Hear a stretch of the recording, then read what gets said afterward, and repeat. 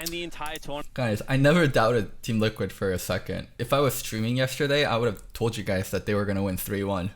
I'm so sad I didn't get to fucking say it live. I knew it. I fucking knew they were gonna win. I felt on the deep in my heart. of being able to break.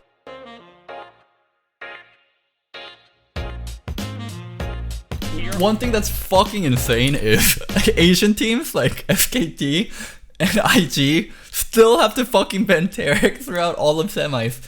Even in G2 versus SKT, I'm pretty sure SKT is gonna have to ban Tarek Sona through all of semis, so TL and G2 get an extra ban. We're up against Team Liquid. As Tarek Sona so OP. Select for game number 1. It's going to be Invictus Gaming targeting that support pool as we so often see against Core JJ. Galio and Tarek banned away, while the bans from Team Liquid will look to the solo lanes and those flex picks, Jace and Akali, removed from the table. And this is what we saw from Team Liquid in their last couple of games. Just get rid of 3 flex picks. Don't allow the Shy to get the best chance. Lucian ban instead of Tom Kench ban. Lucian ban's so fucking odd. Lucian's not even like a really good pick in the meta right now. Need to know what they're playing against if they have a shot in this game. Definitely agree there. Xmithy talked a little bit about it in his interview after the last day of groups. Part of their success at the end there is from picking more aggressive lane matchups and a more aggressive jungle matchup for him to go to those lane matchups and help out. All right, the Lucian banned away, the Rakan banned away. First pick, let's see what's up. Jace, Akali. Okay, so Riot, Silas, Rek'Sai. First pick Rise, no question. First pick Rise. Is going to be that first pick? The first pick Rise. That we so often saw be the first pick. No question. Over the course of there we go. And locked in. TL should take Silas. They don't play Irelia, so they take Silas, Rek'Sai. Or what else is up? Kai'Sa is up and Varus is up. But Jackie loves Kai'Sa. So they probably can take an AD pick. It can be either Kai'Sa Rek'Sai or Kai'Sa Silas. Now for IG. And I feel like so far this pick ban has gone pretty Silas, much as expected for okay. Invictus Gaming, because we've heard from the analyst desk that the lane that they want to get ahead is double lifting Core JJ. Well, already you see so many bans towards that lane. Then the fact that TL actually have to take the I'm pretty curious how the AD carry AD carry like that's not a lane that you necessarily want to rankings will go. What? J4 early with Rek'Sai up? What? J4 early with Rek'Sai up is so weird because Rek'Sai is better than J4 in almost all aspects other than team fighting. And even in team fighting, they do different jobs. Like, it's not like J4 does the Rek'Sai job better. They do different jobs, but J4 is an insane initiator. Even if he has grabbed himself a good early game jungler. I would like to point out though, as much criticism as Team Liquid solo laners have gotten for not playing all of the flex picks, Silas is one that both Impact and Jensen have had successful games on. Still very much open here with the first 2 picks. Silas can go either lane, and they've gotten the Jarvan, a key champion here for Xmithy, one of the 2 champions that he has found wins here at MSI with already. Also his most played so far here at MSI. A lot of fans probably happy to see him on that Lee. one, but across the table. What the fuck? Just picked the Rek'Sai. What the fuck are you doing, Ning? Oh my god, this is why they lost. These fucking idiots. I'm sure IG fans like to see Ning on an aggressive playmaking type of jungler with a lot of early control. Lee Sin really fits that bill. And this is the thing about Ning. You know, we keep talking about Rek'Sai and Jarvan, but he's also got the Elise and the Lee Sin, so more early game junglers at his disposal. The early priority in the draft from Team Liquid doesn't affect there's a Ning Kai'Sa in the prio. same way it might affect other players. And we saw also a Braum flash out of Ning there. Potentially something that now Team Liquid can look towards, because it has been one of Core JJ's better champions this year. Definitely well could be. I really do. Pretty sure they'll take Varus. That's Double's best pick into Kai'Sa. Of this champion Varus. Really allows a player like that more flexibility. No Varus? And trying to get over, more interesting gank paths to really help out those solos. What happens if they squeeze AD carry here? Varus ban, Ezreal ban? It's really awkward for TL. Yeah, it's something that we've talked about a lot. His ability to dodge out vision has been great so far. Clid has certainly led the charge for junglers at this tournament, but on his day, Ning has shown that he is up there with the best junglers in the world. Well, as the first half of the draft gets wrapped up here, it's going to be Kai'Sa for IG, Braum for Team Liquid. That means neither side has both components of its bottom lane drafted.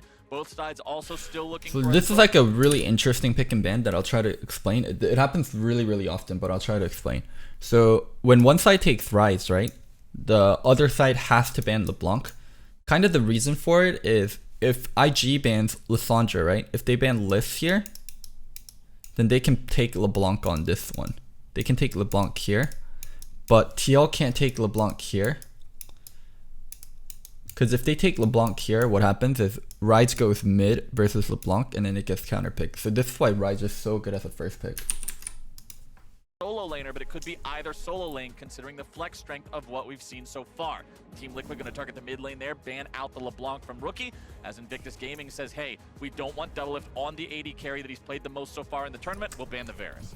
Yep, they steal away the Kai'Sa, they ban Yep. the Varus. I think they'll Varus continue squeeze to is good, target Double Lift. and then I think Ezreal it is squeeze right also here good probably. for Team Liquid though that they did get that Braum you're talking about spawn before the second round of bans come in. The reason they opt for the Braum over something like the Tahm Kench, Braum brings so Nautilus much to a ban. team fight. Wow. They have settled on trying to winning those team fights through the mid game. What's this about Also a LAN very good play? champion at punishing Nautilus. Jackie Love has had questionable positioning. Nautilus, Diamond to Rakan, Rakan, what too, else? Kai'Sa. Yes, Nautilus, AD gets Rakan. knocked up, you immediately will fall down. What? They ban Ashe? Should have been Ezreal, dudes. Ashe ban here is so wasteful. If you guys pick Tahm Kench, Ashe here is so wasteful. I don't know, I feel like Core JJ. There's no way Double Lift was gonna play Ashe. He's what's gonna play Ezreal. Ezreal or Sivir. Cleanliness of Team Liquid's games domestically. That's why he landed himself the MVP, and I love him on this pickup. All right, we're going to see Nautilus and Ashe banned away as the final two bans here of this draft. We'll see what Team Liquid wants to go with here, whether they want to pick up that 80 carry. Yeah, Ezreal or which is what Sivir. you would expect, and there you go, Sivir, the lock-in for TL. And so much of TL's narrative has been built around get a better team fight comp. Well, already, if you got Braum and Sivir, I don't know what bottom lane kind of does that better. You can also. I did pass not the check mid, picks the 1-3-1. beforehand. Pretty I have better versatile. I'd things to also do. say Braum and Sivir is one of the bottom lane duos that controls minion waves the easiest. Sivir can annihilate a minion wave very quickly with the AoE. Braum can even shield and push up. Alistar into Sivir is really brutal. I'm surprised they picked Sivir when they haven't taken support yet. Why Alistar into Sivir is really brutal is whenever you do WQ combo as Alistar, you can't spell shield it. If you try to use spell shield on the WQ combo, you absorb the W part and then you get knocked up by Q. So Sivir, like one of the picks like Sivir fucking case is Alistar, so this is not gonna be an easy like matchup for double.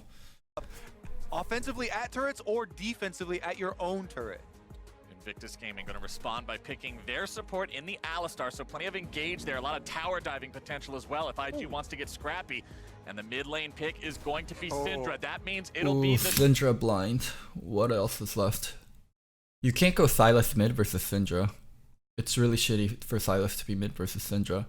Things that are good into Syndra that Jensen plays. Not Orianna. I guess Orianna's okay, it can go evenish. There aren't really like great picks into Syndra. Like classic counter picks into Syndra has been like Zed or Fizz, but I don't think Jensen plays Zed or Fizz. Like at least for sure not in this meta. Shy up in the top lane there on the rise. We've only seen it from him once so far this tournament. Yeah, and when you're looking at it, maybe, you know, something like... Also, the one Nico thing that IG is saying is, you motherfuckers don't play Irelia.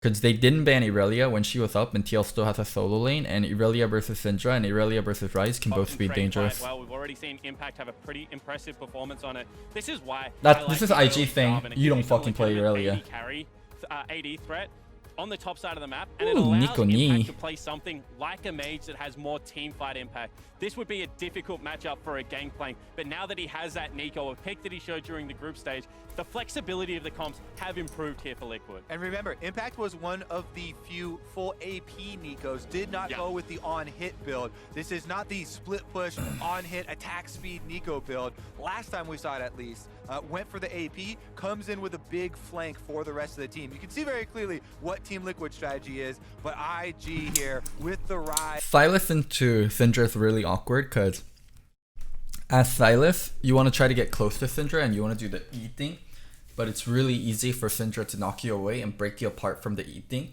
Like when you do the dash and then you do the E, like the chains, and when your chains get broken with Syndra E and you get stunned, you're stuck and you can't approach Syndra, and it's really hard for you to walk away too. So Silas versus Syndra is actually one of the worst matchups for Silas. Is on top for the Shy. That is always a scary point. Lee Sin and Rise can combine for Dude, early this kills, game though, and Silas then has so Rise much turns good into ults. an unstoppable split. Kai'Sa ult, Right, you look at Alistar the ult, side of Team Liquid, who Lee can Sin possibly ult. send to answer the All Riot. three of The these only one ults would really are be the so fucking good Silas, for Silas and to that steal. means Jensen's gonna have a good game if it gets to that point. We know Team Liquid likes to play the early Alistar game a ult bit is one of the slow. best ults for IG Silas to steal. doesn't like the same thing. I'll go ahead and just go on record putting it that way. This team likes to get very, very scrappy very, very quickly.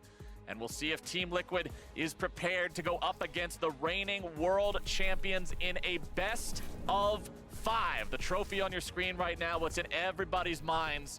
Semifinals into finals. You only got 2 series maximum left to play, separating between you and that trophy.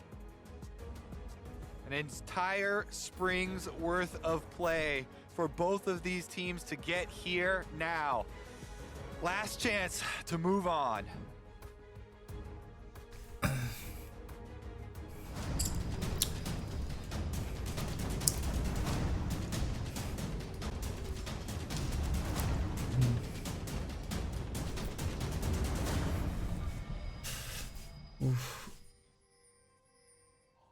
Doing, doing, doing. Wow, that's the MSI trophy. What the hell? Ladies and gentlemen, welcome on to Summoner's Rift. Oh, The it's off to the first side. semifinal match of MSI 2019. Wow, this is such a cool visual. Team Liquid versus Invictus Gaming. IG in the blue, TL in the red. You can see the champions making their way out onto the Rift right now as they run out of the Summoner's platform.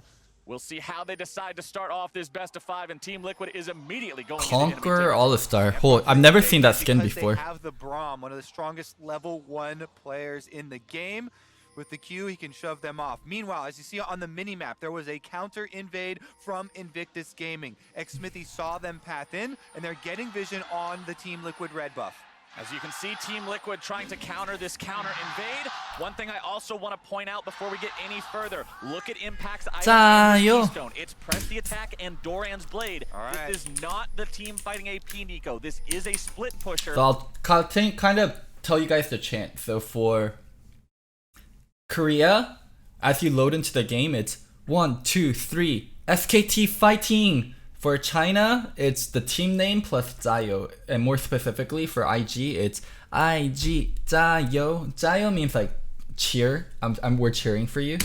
The Team Liquid will have to make sure it can succeed. And look, whilst it might not have been our first choice, you can certainly understand the process here. For NA, It's it's going to have to be TSM, very different. So TSM, it's gonna have to be a very TSM. different style here. You need to be That's able the NA to shut chant. down the Shy and keep him away from those late game turrets. All right, starting on the bottom side, we can see Double Lift and Core JJ trying to shove the minion wave as quickly as possible. Jack 11 Battleland also trying to push back. Now, one thing I want to go ahead and set the stage for, a little interesting stat for Team Liquid so far over their course of group stage play. During main So MSI I'll try to explain this matchup because I at least know the bot lane matchups really well. Alistar Kai'Sa into a Sivir Braum is a good lane for Sivir Braum. Sivir Braum should be able to maintain lane prio most of the game. When they get out of lane, that's where it really opens up. The only winning play that Alistar really has is to be able to go on Sivir when she's vulnerable with WQ. But the problem with Alistar into Braum lanes is whenever you WQ and you guys don't win that fight outright, as you're exiting from doing the WQ in lane, the Braum stun and the damage that's following up is so heavy that it becomes really shitty for Alistar. So they have to look for double lift in a really vulnerable position or they get absolutely fucked on the exit. group stage. Team Liquid is the only one of the 6 teams to have a 100% win rate with a lead at 15 and a 100% loss rate with a deficit at 15. The early game will tell so much for this squad. Well, sir, part of the effect of that stat was that they didn't have very many winning early games. Well, they must have had 4 of them. That's actually exactly correct, sir. I don't know how you managed to predict that. That's amazing. And while all this has been happening, you saw the good early game vision for the Liquid lineup, secured bottom lane Scuttle Crab, and also a lot of security for this push. IG, meanwhile, fought back quite hard on the early game, but that has opened up an avenue potentially for Smithy to either go for an invade or look for a gank bot. Yeah, Smithy with double buffs has his Listen, Loco is cancelled. I just don't want to talk about this series ever again. eyes on mid lane already. That was the last episode. I'm glad it was a good run. Could be very vulnerable here on this Syndra.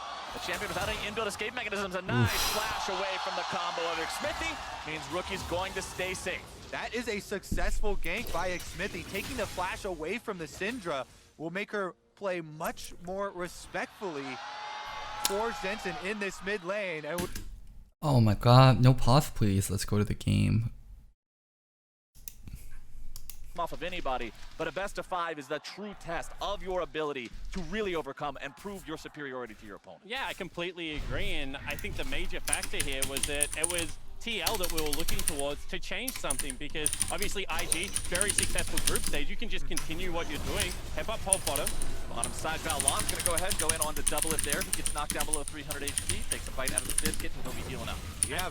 Oh, sorry, and I was going to say, and the adaptation does seem to be that get Smithy a lot more priority in the draft and then get him on the map early. Jensen repaid a lot of what Smithy's work was in that game. So I like the fact that it's Jensen that in this matchup, even though he's going into rookie, maybe the best player in the world, that gets the early focus. And now that we're looking at the bottom lane, good trade there from Balon. They are a little bit ahead in the sustain game with the potions. Bottom lane has also been an area that has performed a little bit under expectations for Team Liquid at this tournament. So we'll see if they can hold on here. So far, so good. Top side, actually, we have a recall from Xmithy. And I really love when junglers do this, recalling in Close lane. enough to make something happen. Exactly. Lane starting to push back into Impact. That would be a great time for a gank. Deny a lot of that experience. You know, we've already talked about it. Snare into Lee Sin is probably a free kill at this stage, even with Flash. However, now Ning bottom lane. Really good ward there by Wow, that ward timing was so fucking good from Core JJ. JJ up into this forward brush that Ning was about to head into. That being said, Alistar can still force engages. There we go again. Double is going to find himself. Remember what we said? Remember what we said on the X set? This is where you take damage. Yeah, this is where it's really shitty for Alistar. Also, Double Lift played that perfectly. Absorb the WEQ or WQ and then use Spell Shield for the E. But as Ning walks into the brush, the ward will spot him out. Oh, burning time. This is so good. And I love how Core JJ played that. He played off Double Lift. Double Lift doesn't try and Spell Shield the headbutt pole. That does not work. Instead, now mid lane again. Jensen not quite finding these stuns with Silas means he can't get the lockdown onto Rookie that he needs to really make these ganks sing. And Ning's still just waiting in that brush. Smithy knows exactly Ning, where you're he burning is right time. now. Interested that he didn't try and... I don't get how the fuck, like when Braum walked up and he warded, like why didn't IG bot lane tell Ning, like, yo dude, they just warded lane. Get a third person down in this lane, maybe wave too big. Yeah, and now they're actually both going for the Scuttle Crab, but that is 100% Invictus Gaming territory. Yeah. Language barrier problems? Pushed up already, allowing 3 members to come take this. And Xmithy not catching up on camps, actually just sticking around and watching this happen. Xmithy's up hella on Ning in terms of tempo. Xmithy already has his jungle item complete, Ning still hasn't backed yet. Yeah, there's no way for Xmithy to ever even dream of contesting that. Not against an Alistar and Kai'Sa coming up there right with the Lee Sin. Yeah, I think with the communication there, you should know definitely that the bottom lane, pushing up the wave should have full autonomy from the Invictus Gaming side to go help out with that. And this is the other half of Xmithy going for that successful gank in mid lane, burning the flash. Ning hard farm. He cleared all of those camps. You can see 32 CS for him to the 24 now of Xmithy, and then he did waste a bit of time down there on the ward trying to camp bottom. And whilst Lee Sin is known for this early game pressure, he is a jungler that spikes very hard at level 6 and is a great warrior enchantment as well, so there's nothing wrong with hard farming. With the W start, he also clears really, really quickly at the moment and quite healthily, so can repel a lot of counter invades. So not much Smithy can do to really pressure Ning right now. However, would have liked to seen all that time. Jensen's setting up, so they have a pink ward here, and he froze the wave at turret, and Syndra doesn't have flash. Jensen's setting up for this loop gank from Jarvan. Ning wasted bottom lane, utilized for Xmithy to go This back is to a the setup. And as we hit level This 6 is for a the solo setup. laners and take a look at the state of the teleports. Everybody who has one has used it now after going back to base for the first time and shopping up. So with ultimates There he online, comes. with The those setup teleports happened. down, this is a good time for jungle. IG read it also. IG read it also. Ning's right here. Xmithy right here. Rookie needs to cancel with QE. He needs to cancel Xmithy and let Ning join the fight. And then they need to burst Xmithy. They can't burst Jensen. It has to be on Xmithy. Junglers to get involved in the solo lane, but now we're going to see a 2v2 here in the mid lane. Rookie could be in some trouble, going to be dodging away from the stun here yet again. Jensen taken very low. Smithy having to back himself out, forced to flash away, and Team Liquid will be on the losing end of that one. Yep, they try and repeat. Good job on the QEs. QEs. Flashless Syndra, but Ning is there in time with the counter gank here, and they end up burning Smithy's flash now, a little bit vulnerable. Jensen 0 for 3 on these Silas stuns when Smithy comes to his lane. Really going to have to tighten that up, land those skill shots if they want these ganks to work out. Could be different if they're able to get the lockdown onto that value target, but Smithy now clearing out the red buff, will smite it just as Ning places the ward over the wall, means no chance of steal. And you can see the Shy ducking into Fog of War, does have a level 6 and the ultimate available, so Smithy has to be very careful top side of the jungle right now. Invades can come from anywhere. Core, however, now playing the counter ganking role. Ning still camping around mid for Invictus Gaming though. CoreJJ steps up, makes his presence known, so Ning's not going to come out here and try to do anything until CoreJJ goes away at least. Jensen's like kind of fucked in lane because in this situation, Jensen can't walk up and actually take the farm. So what Jensen needs is for this wave to get pushed out all the way forward. He needs this wave to hit turret.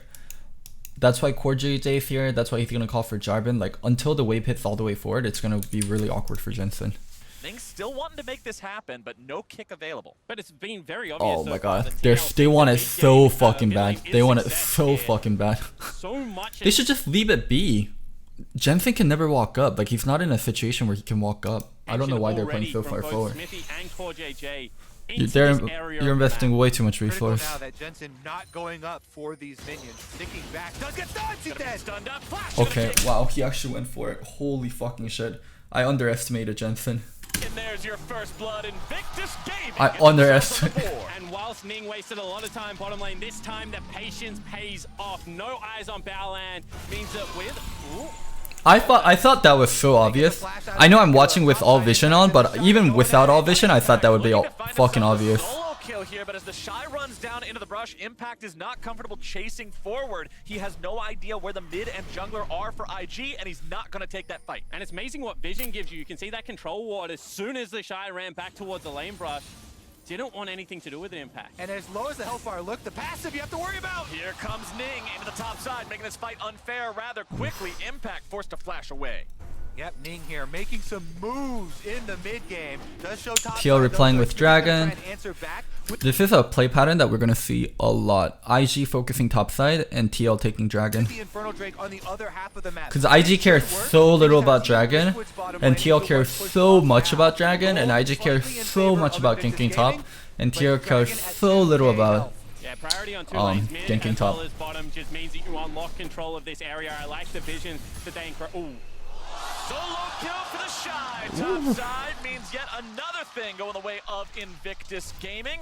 That's Summoner spell expended for it. He did have to use the flash, but getting the kill, especially against a Nico that's on hit, that's going to be split pushing, is so worth. Yep, 2 kills for the 2 solo lanes now with Ning and Baolan both visiting. Smithy going to continue good to steal try from and Xmithy. punish for the top side focus that did cost Impact his flash and his life by stealing away this red buff. Let's take another look at it.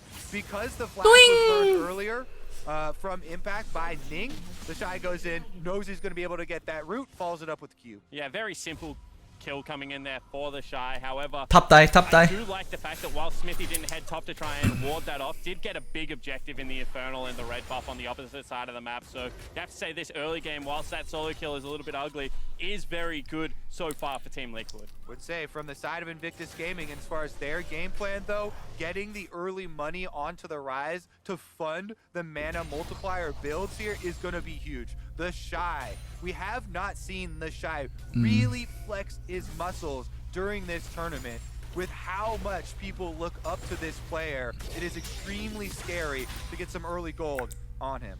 And especially with how scrappy IG like to get once they have that little bit of a lead, this is the team that leads in total number of kills and kills per minute over the course of MSI. Every other team's rate of kills drops if you remove their games against IG from their average. Everything's bloody once this team gets going. And I'm trying, like mid game TL's definitely better off in team fights, but one thing that's gonna be problematic for TL is if Nico falls behind even more into the Rise, they're never gonna have anyone that can match Rise in a side lane. Silas can't beat Ryze in a side lane. Nico, when she falls behind, can't beat Ryze in a side lane. Like, Ryze in a side lane becomes a win condition TL can't handle, even when they get a better team fight. So I'm curious how they deal with it. The scarier and the more confident they're going to be. But that's a playstyle that lends some hope towards North American fans, because we've also seen teams take double Nexus turrets away from them in the form of Fongbu Buffalo. We've seen them drop that game against SKT in very quick fashion after they actually world recorded the Korean lineup. So this is a team that certainly still is showing holes within their gameplay. Meanwhile, like Smithy tries to get around this. You're like literally spotted. You can't get around Scuttle like that. Around all of this vision for the you Shy get to get back up here and answer, but unable to do it. And the Shy is going to back right off. I would say another good thing about the on-hit Nico into a double AAP solo lane team. Of course. Really? Wait. I'm pretty sure you can't go around Scuttle vision unless they patched it. Go for that wit's end very early on. Looks like I'll test it in game after. Try for maybe. Got the Negatron cloak early on to try and deal with some of those hard-hitting cues.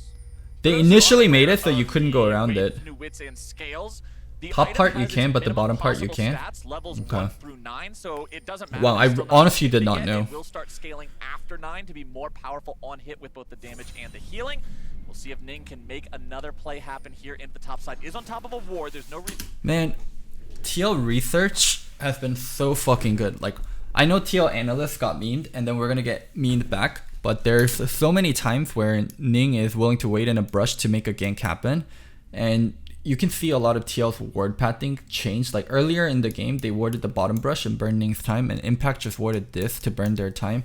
Like TL did a really good job in terms of research on how IG likes to play and how IG likes to gank and pressure, and they're punishing it really well. This is good research. This is good. This is like really good prep. Reason Impact should die to this gank. He'll be hanging back and waiting for Ning to leave before he tries anything. Xmithy is coming up. They could try and bait here with the ultimate. Oh, wait. That kick. Xmithy is coming up. They could try and. Wow, Impact fucking saw him and he fucking did this. Bait here with the ultimate. Oh, he got rooted. Back and waiting for Ning to leave before he tries. He got rooted, so his kick fucked. They could try and.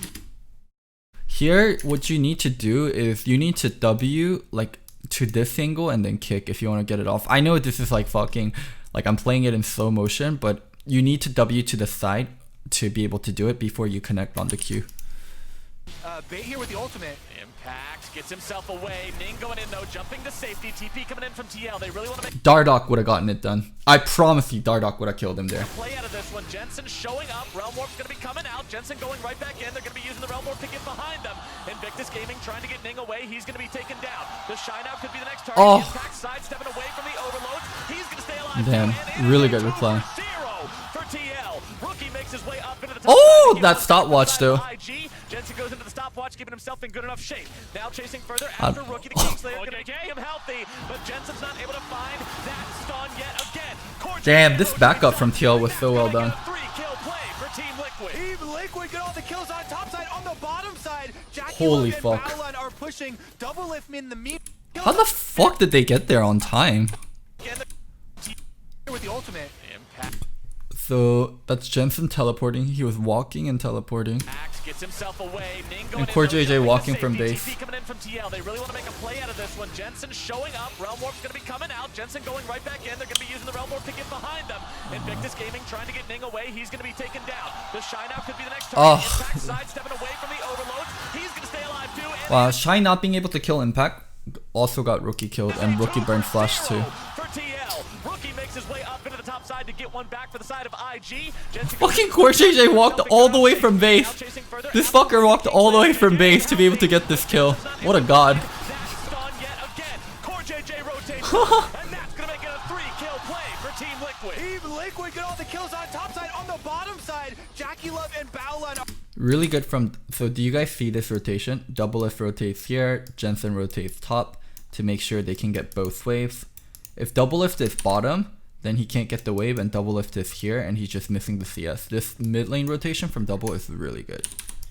are pushing. Double lift in the meanwhile. TL doing like little things really well. And that Sivir should be able to clear the minions just as quickly. And I love that play from Double Lift because he can't stay on that turret by himself. Yeah, Spawn calling it correctly too.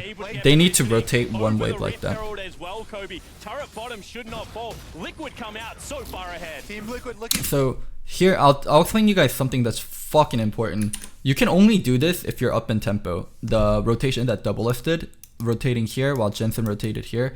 If you're behind in tempo and you do this, what happens is they start taking this turret and you eventually have to go back, and then they eventually have to go back, and then this person has to go bottom to defend first and then go top. So there's like a big gap at top, but because they're ahead on tempo and they're actually doing this Rift Herald first, IG are gonna have to start peeling people off and go to the Herald. You can already see them peeling all the star off and he's moving.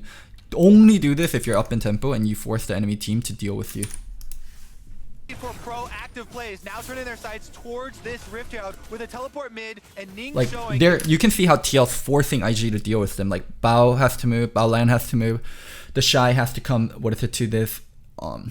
Ning can't be farming. They have to come to this. This only works when you're up in tempo. If you do this when you're behind in tempo, the lane that you left, like Double Lift when he left bottom, they'll just take the fucking turret on you.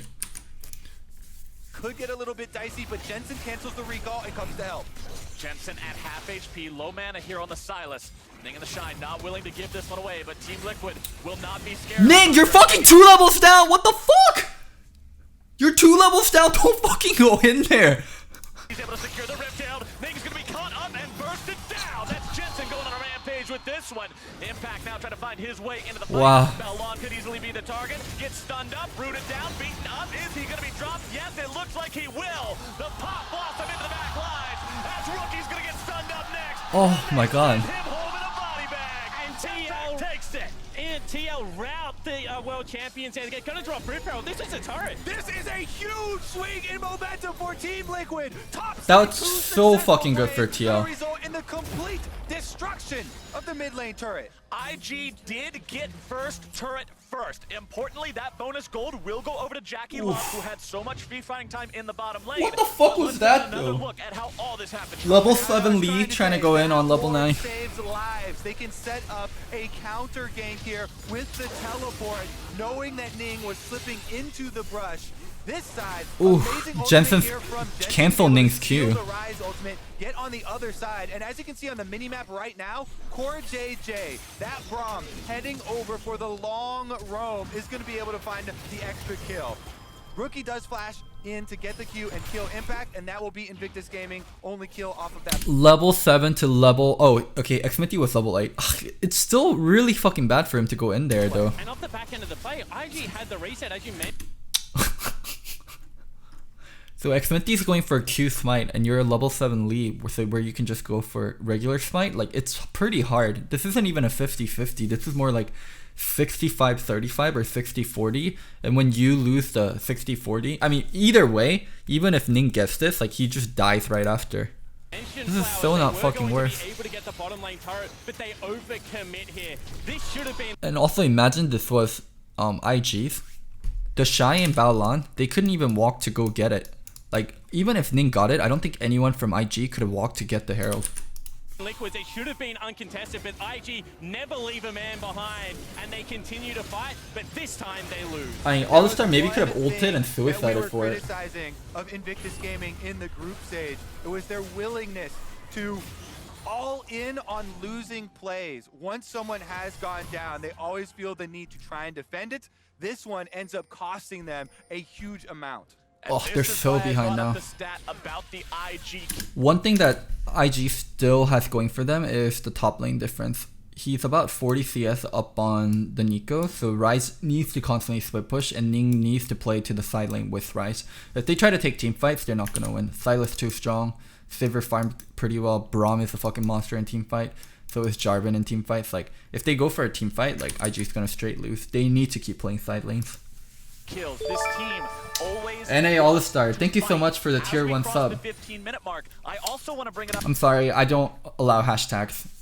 in sub messages. I'm not gonna read that.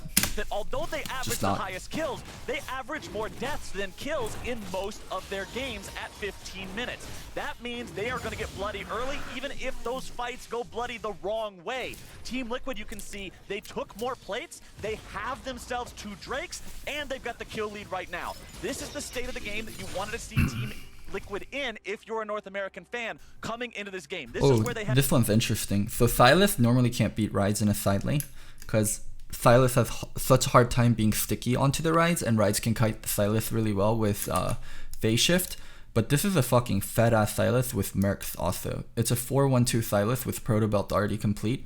So he might have actually a shot against rides in the side lane. To make something happen in the mid game. But in saying that, I think it is important to check out where the gold leads are, because a lot of it is centered around Smithy and Jensen. Both Double Lift and Impact are behind the Shy and Jackie Love, so side lanes still could potentially be an issue right now for TL. They need to make sure that whilst they're reading these plays, they're not falling behind in things like CS and the bigger objectives on the map. I will refer you to, never mind. Here we go, Ning. Oh! Why is he doing this? Bigger objectives on the map. Wait, this is Refer kick, E. He just Q'd instead of WQ. It should be Q, E, W, Q. Wow, even I know that combo. What the fuck is Shy doing? Keep looking for second E, wait for it to bounce, and then Q, bounce.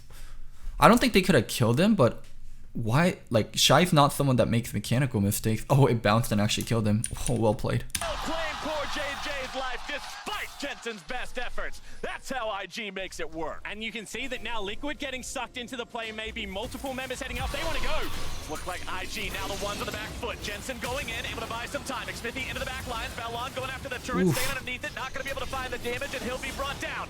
Wait, what are you doing? The back line. Ballon going Ning! after the turret, staying underneath it. Not Ning! able to find the damage. Ning! What? Ning! Flash up, W up. Down. Jensen goes unstoppable as Smithy swoops in. Flash out by the Shy, keeping himself alive against the Cataclysm as Jackie and Rookie make Oh my god. as Smithy swoops in. Is that real? Did you guys see this? So one thing you can do as Syndra is you hold your W and you throw your W, and then you can Q on the spot, and then you can get 2 stuns, but you usually do it pretty narrowly. He fucking did it in 2 different angles. What the fuck? I've never ever fucking seen that before, at least not on purpose. What the fuck is that? Did you guys see that? He held one W, shot a Q on the ground, and shot the W the other way, and then he fucking stunned 2 people. Watch. Shoot the W, put down the Q, E, and fucking stun 2 people. Holy fuck. Wow. Rookie might be as good as Bjergsen on Syndra. It's just slightly worse. Jesus fuck, that was so crazy. Rookie splits the corners there. 2 Syndra balls, 2 stuns in different directions, and they clean them both up. What a roam and capitalization there from Rookie. And the game's just been so fast. And IG are the kings at playing a fast game. As soon as TL start buying into this play style. Okay, let me not go overboard. It's Bjergsen Syndra, Pyrobeeble Syndra, and then maybe Rookie Syndra. Everything can go wrong. Look, they want in on this fight. I think this Wow. is the way you have to go about Look at fucking Ning here though. Just look at Ning. He missed the Q. He misses the Q. Autos once. Oh my god, he just W'd. He W'd first. He already W'd. He W'd the Shy when he already had his other shield up. And then so he's just chilling here and then gets Q'd and then dies. Kill with a nice Q through both members. Not keeping an eye on the rest of the roam.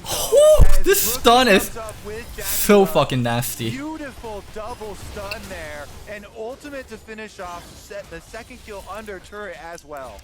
And the thing is that they just couldn't get impact to the play. Everything there looked perfect. If the Shy didn't have flash, if maybe, you know, a stopwatch wasn't available. No, so I've seen that play done before, but you do it narrowly, like so one person can't dodge. I've never seen it done where you split it 2 ways, so you're trying to stun 2 people. I've seen it done to try to stun 1 person and not give them space to dodge, but never like that, where you split it both ways. able to get 5 members of IG to that play and only 4 members of TL. That never ever. I've never seen it done like that. Impact took the bottom turret during that mid rotation, and now Jensen back out to top side will claim the 3rd outer turret here for Team Liquid, getting that single turret advantage. This is the underdogs from North America going right at Invictus Gaming, the defending world champion. Mark Combo, thank you so much for the Twitch Prime sub, man. Down on the side of IG now means it's easier to move across the river into that IG jungle, sit down some wards, as you can see Xmithy and Core JJ doing right now on your screen, getting those on the back side of the red buff as well as into the pit to see if there's ever an opportunity to make a play and find a pick onto these IG members who are... IG needs to skip dragons and constantly play side lanes. They had the right idea with Rise being topside and then making the top play. They need to constantly do that. If they fight for the next dragons, it's so fucking bad. As 5. Jackie Love will continue farming up there in the mid lane. Remember this Kai'Sa, once he does have this 2-item power spike of the Rage Blade and the Storm Razor, very scary. And they couldn't have got to this part of the game in any better shape. You know, we mentioned the side lanes. Well, both Jensen and Impact right now can actually match the Shy. They're very similar in golden items. Both of them about to have the teleport available, whilst Rookie, who's on the Ignite Syndra, not going to like this 1-3-1 style as much. And I think we would really highlight that point by highlighting the vision. If we toggle vision from Invictus Gaming point of view right now, the entire Team Liquid side of the map is dark to them. So they have to reactively deal with the split push here. At the same time, Invictus Gaming are world champions for a reason. When this team gets into fights, they are also individually talented and mechanically skilled. They can outplay... No, not like this. Ugh, IG's being dumb. Taking fights here is really bad and really good for TL. Almost anyone, and Team Liquid has to respect the skill of their opponents here. Pushing up into enemy territory, looking to steal that red buff away. At least Kai'Sa got it, but if this turned into a full-blown fight, it would be so fucking bad for IG. He will secure it with the Acathian Rain. Getting himself back towards they need to split push. I'm not sure why they're not keeping Rise in side lanes and actually getting the push all the way across, because they're grouping up for fights instead of splitting. Just in case Team Liquid's feeling fight. And I have to say that I would have loved Jensen to stay in the top lane, keep Rookie away split from pushing. the play. They have a teleport advantage right now. That could have been a fight that TL looked for, but because Jensen left first, Rookie able to also creep his way down, they don't want that fight. Dragon about to spawn here, and Jensen does have teleport. But I like that he's pushing topside, preparing for this Drake. Stay in the side lane, make sure you push. Invictus Gaming go right at mid though. Double lift and Xmithy, the 2 here to try to defend this. Core JJ coming around from the side as Impact and the Shy finding themselves on a 1v1 here in the bottom side. Yes, just fucking be doing this the entire fucking time. I don't have any fucking idea why they grouped in the first place. Fucking keep splitting and beating the Nico, please. And Impact is this can be really bad. IG has TP right here. If they can match the TP, it can be a 4v5. But I'm not sure what the fuck Alistar was doing, but he got caught and he's dying by himself. no way to make that one work as Bellov's taken down there in the mid lane. It's 1-for-1 across the map. Jensen's coming in, the 5-kill Silas working his way into the team fight. Forces the flash at a Rookie, but that's all she wrote. That is support for top laner kill. You know the only saving grace there? Top laners take teleport. So Impact, even though 20 seconds left in the death chamber here, IG's not split pushing anywhere near enough. Because they got the mid wave pushing, they can take another dragon. Team Liquid will manage to secure themselves that 3rd elemental Drake of the game. 2nd Cloud means plenty more rotational speed as they're trying to switch back and forth through these lanes. But the state of Impact versus the Shy right now is a big this is concern. big. Invictus Gaming going to start up the Baron. We've seen them do this before. They're going to try and burn What? through this thing. 8,000 health and counting. Can Team Liquid get there to contest? That thing's almost gone. Team Liquid's coming up. If oh my god, they Over, but IG's wait. already secured it. TL asleep at the wheel. And I'm mad that IG actually pulled this off, and I'm also mad that TL let them. What the fuck? What's even the lead up for this play? TL goes for Dragon. Another dragon. Team Liquid will manage to secure themselves that Joe 3rd goes for elemental Drake in the Dragon. game. 2nd Cloud means plenty more rotational speed as they're trying to switch back. They see IG on the ward. They see IG on the ward. Xmithy, you see IG on the ward. Okay, and then they rotate. Wow, the moment they saw them, they rotated, but it wasn't fast enough. That's how fast that Baron was. They saw IG pass by this ward, and they rotated right as they did that, but it still wasn't fast enough for them to get there in time. Invictus Gaming going to start up the Baron. We've seen them do this before. They're going to try and burn straight through this thing. Maybe, okay, so health and counting. this is more of an insane play from IG than it's a bad response from TL.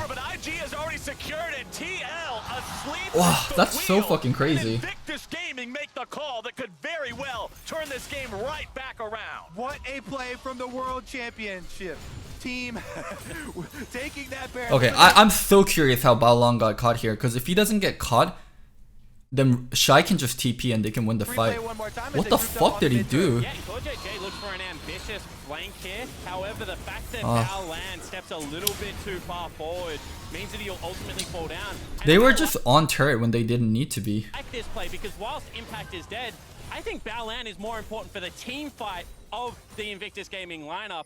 But then the Baron to follow. This is why people credit not just the play. Bottom lane. He's gonna steal your ult. Don't when you use your W, you gotta care. Level 15 rise is very scary. Yeah, that's not exactly what you wanted to see there. As Smithy rotates down to make sure Jensen gets away okay. That will cost the flash of the Team Liquid mid lane. And I was gonna say that Baron highlights something about Invictus. Whoa, that was a flash trade. Come on, Captain Flowers, call it like it is. It's a flash trade. It didn't just cost Jensen his flash. Fans have not been able to get excited about the brains. As Double Lift also takes some damage of this lineup to be able to sneak objectives like that. And it's something that Invictus Gaming have done at this tournament already. Now mid turret is going to melt here with the Baron buff. They're charging forward. 2,000 gold power play. And we know that IG is one of those teams that will explode with Baron. We compared this to the slower style of the traditional teams like what you would see from SKT back during groups. IG is the kind that's really just going to want to send it home. As CoreJJ eats a little What the fuck? Why did he back? Why is no one pushing bot? Whoa, whoa, whoa. The Shy, what the fuck? Wait. Hold up. Wait a minute. Oh my god. Wait, what the fuck? Who's gonna push faster? The Rides with Baron buff or the fucking Nico? You can force them to deal with you. Here with the Baron buff. This is really suspect. Even Impact knew. Look. Impact knew he had to back here. Now mid turret is going to melt here with the Baron buff. Impact knows he has to back. 2,000 gold power. Oh, he started channeling back and then he backed off. But you're the one with the Baron buff. Why are you backing? You can threaten turret much harder than he can. Of the traditional teams. Oh, they're playing reactive. Back during groups. IG is the kind Don't play reactive when you have Baron. Force people to deal with you instead. A little damage there in the mid lane. This is League of Legends 101. Trying to weather the storm. Let me take you back to Champion Select. The scariest part about Invictus Gaming, the first pick Rise, the Shy now.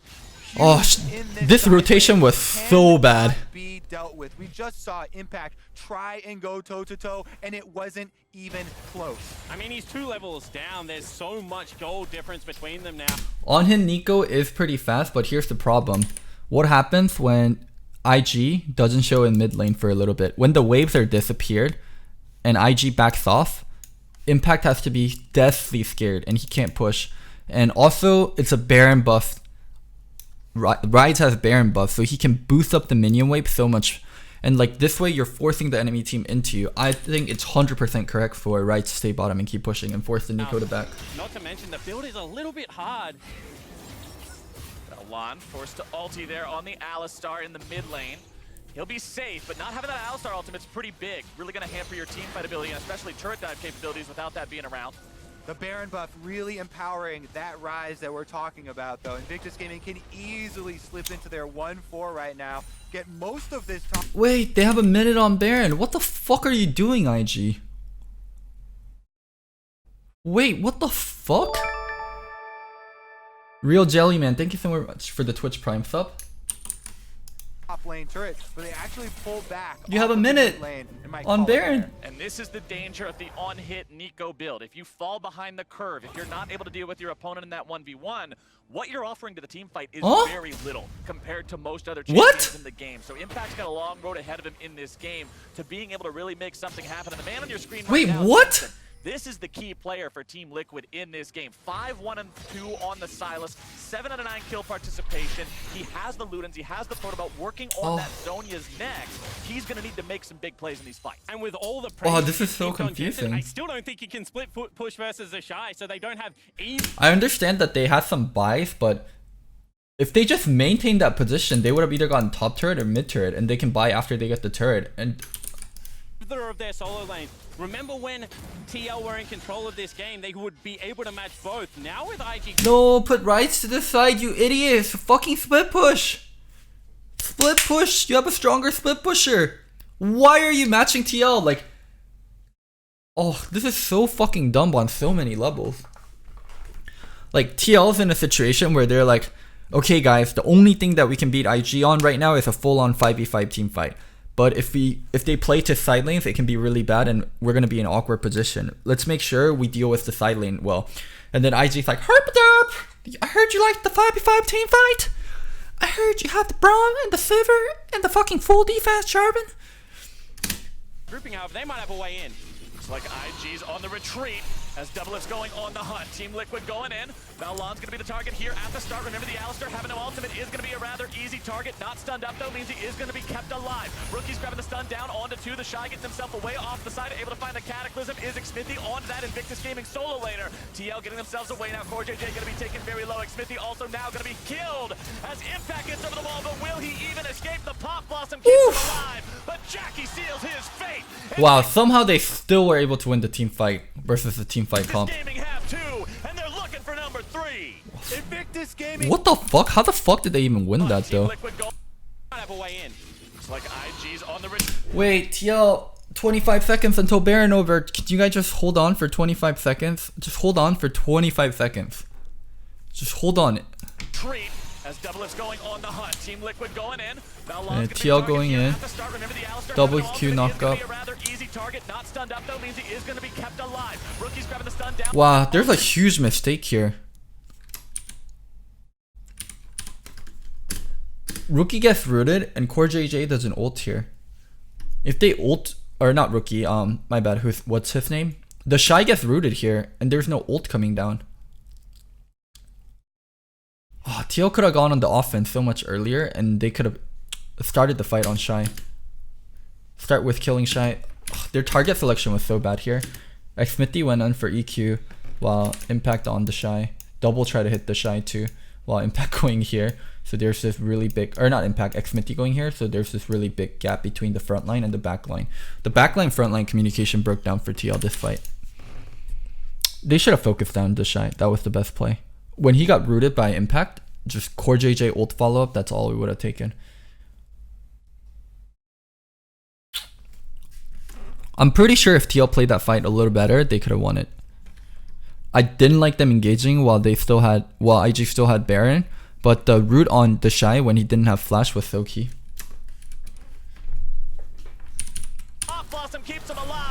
It was just Xmithy going in at a bad timing.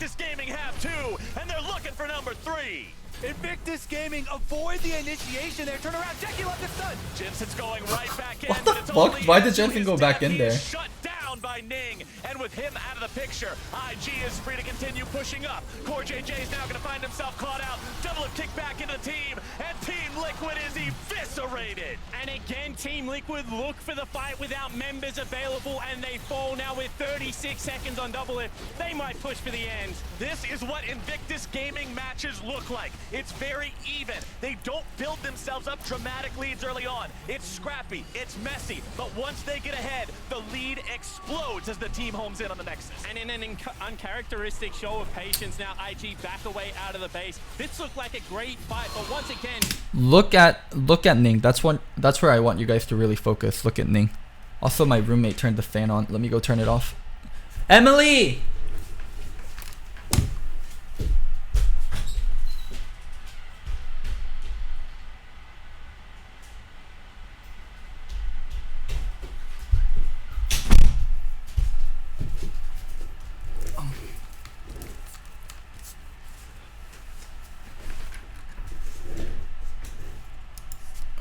Jensen misses the chance to start it. They're going in. He's going to steal away the Alistar ultimate. Look here. Look here. Look here. Look here. Look here. Look at the... Just focus. He's rooted. Guys, focus in. feel like they've committed here. Walking around, the Shy actually does so much damage. Target focus was so bad in that fight. After the commitment from Xmithy going in, they just don't have the health to continue. Poor JJ on 10% for the entire team fight. And as soon as you split, you're just playing into the Havoc style of IG. They have the tools to chase with the Kai'Sa ultimate, and it looked okay at this point. Not the best team fight, but then to continue to turn onto members, you can just see they're playing right into IG's hands. Well, they just don't have any damage left at this point. As they Wait, there's some idiot on the chat. That was some random root lol W. How do you expect them to follow that lol W? Because maybe in team fights, pro players say stuff like looking for root. I got him. Kill him. You don't think pro players fucking say that in team fights? So why are you going in? They do land the stun, but nothing to follow it up, and that allows Twitch chat IQ is Valon insane. to get in there, continuing the dive. Diving between two turrets here, Invictus Gaming don't lose a champion, and they've taken full control. Going in at the end there, Jensen returning to the fight, as well as Doublelift and Core JJ. Good pro players in team fight, you call out what you're doing. What is it? I got shield for this. Hold your flash. I'm good. Like, looking for EQ. Like, people fucking... Team fight communication for pro play is really fucking good. Both sticking around afterwards when there's literally nothing they could do to save that turret.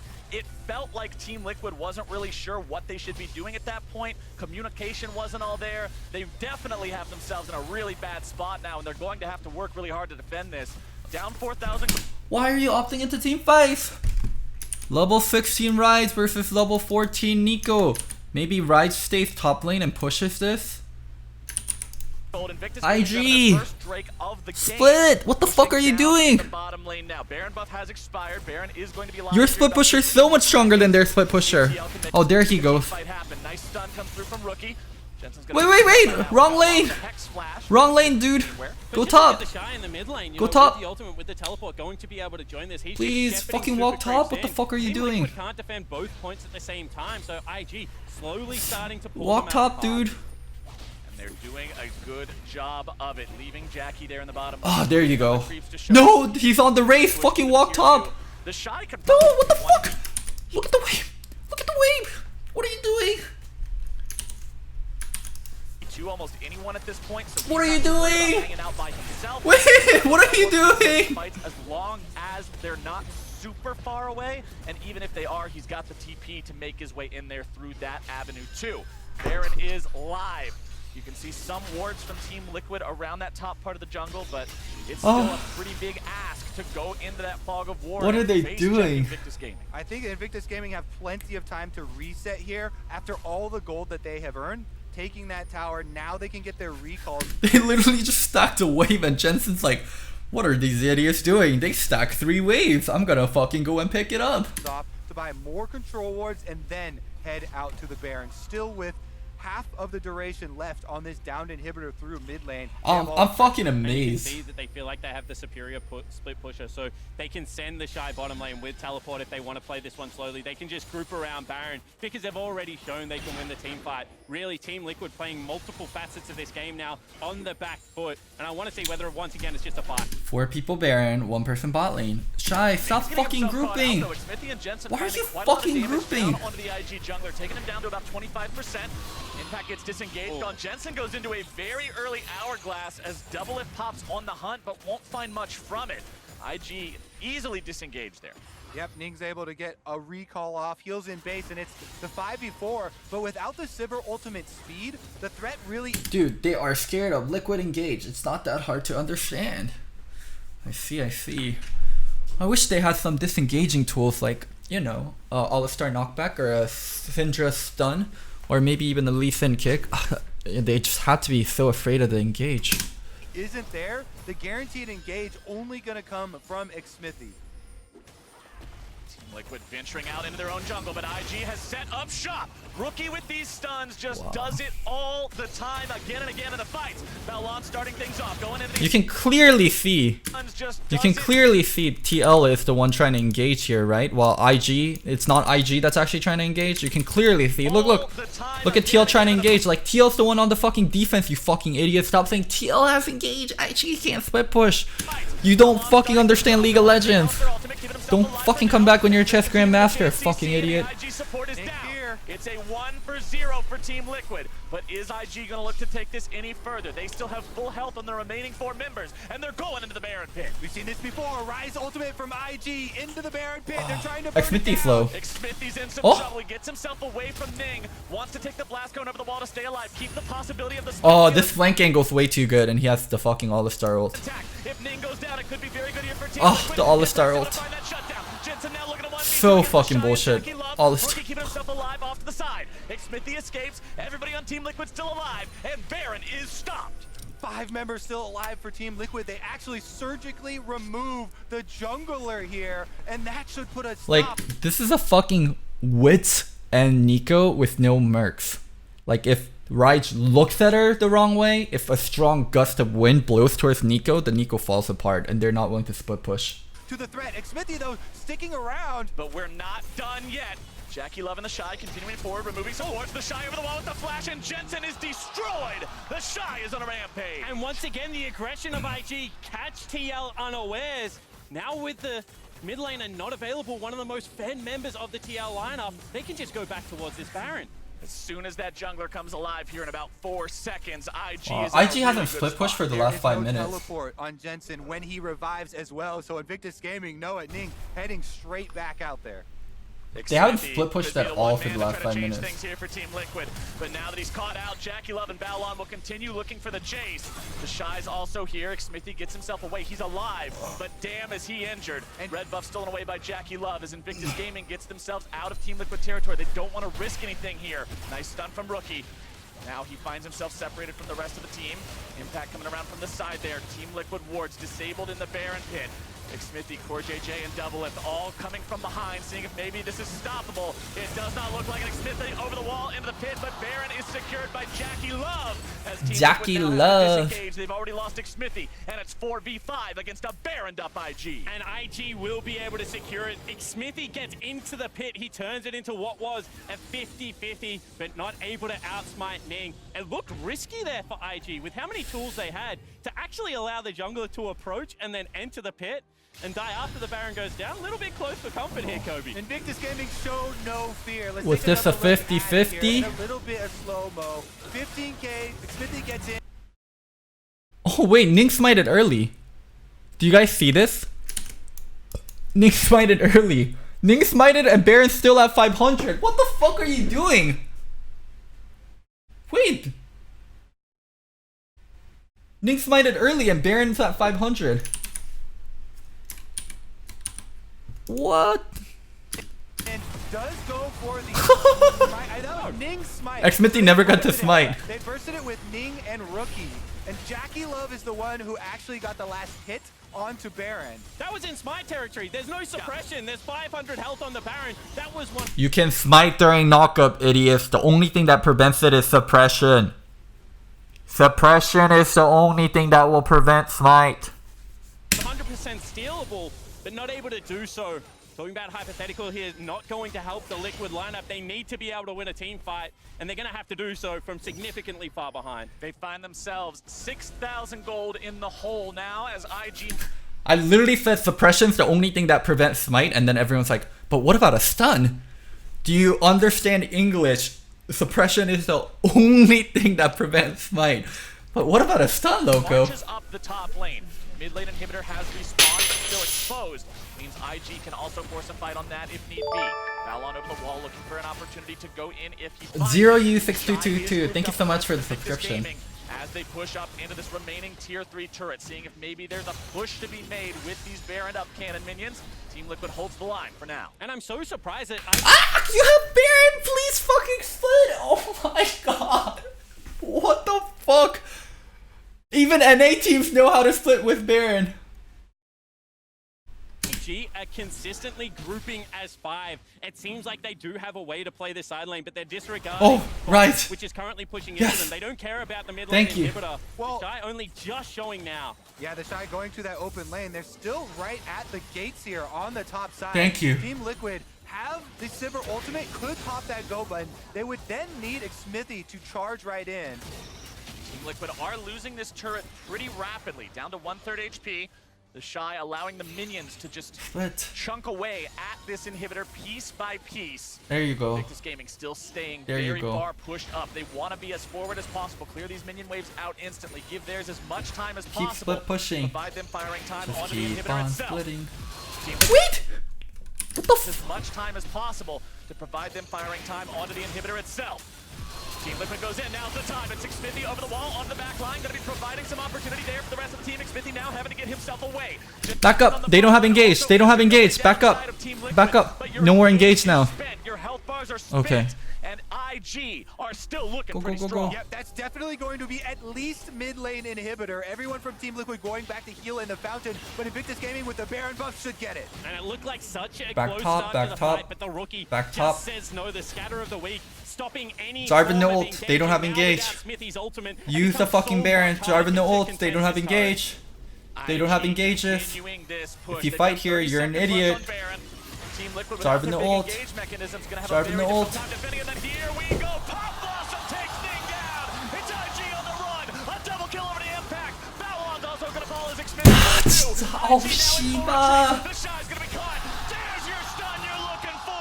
Jarvan the ult. You have Baron. What the fuck? Team Liquid go 4-for-1. And it is Impact with the root on the side. This is literally fucking on the levels of Pay by Steel. This is literally fucking Pay by Steel. Is a What the fuck? Jarvan the Let's ult. take another look at how he lines it up. Jackie Love Look at this. Look at him. Let him do the work. Fucking the Shy is pressuring base 2. Let them. and Ning and 3-man root. What? huge play. Let's take another look at Unfucking how he lines it believable. up. Jackie Love and God.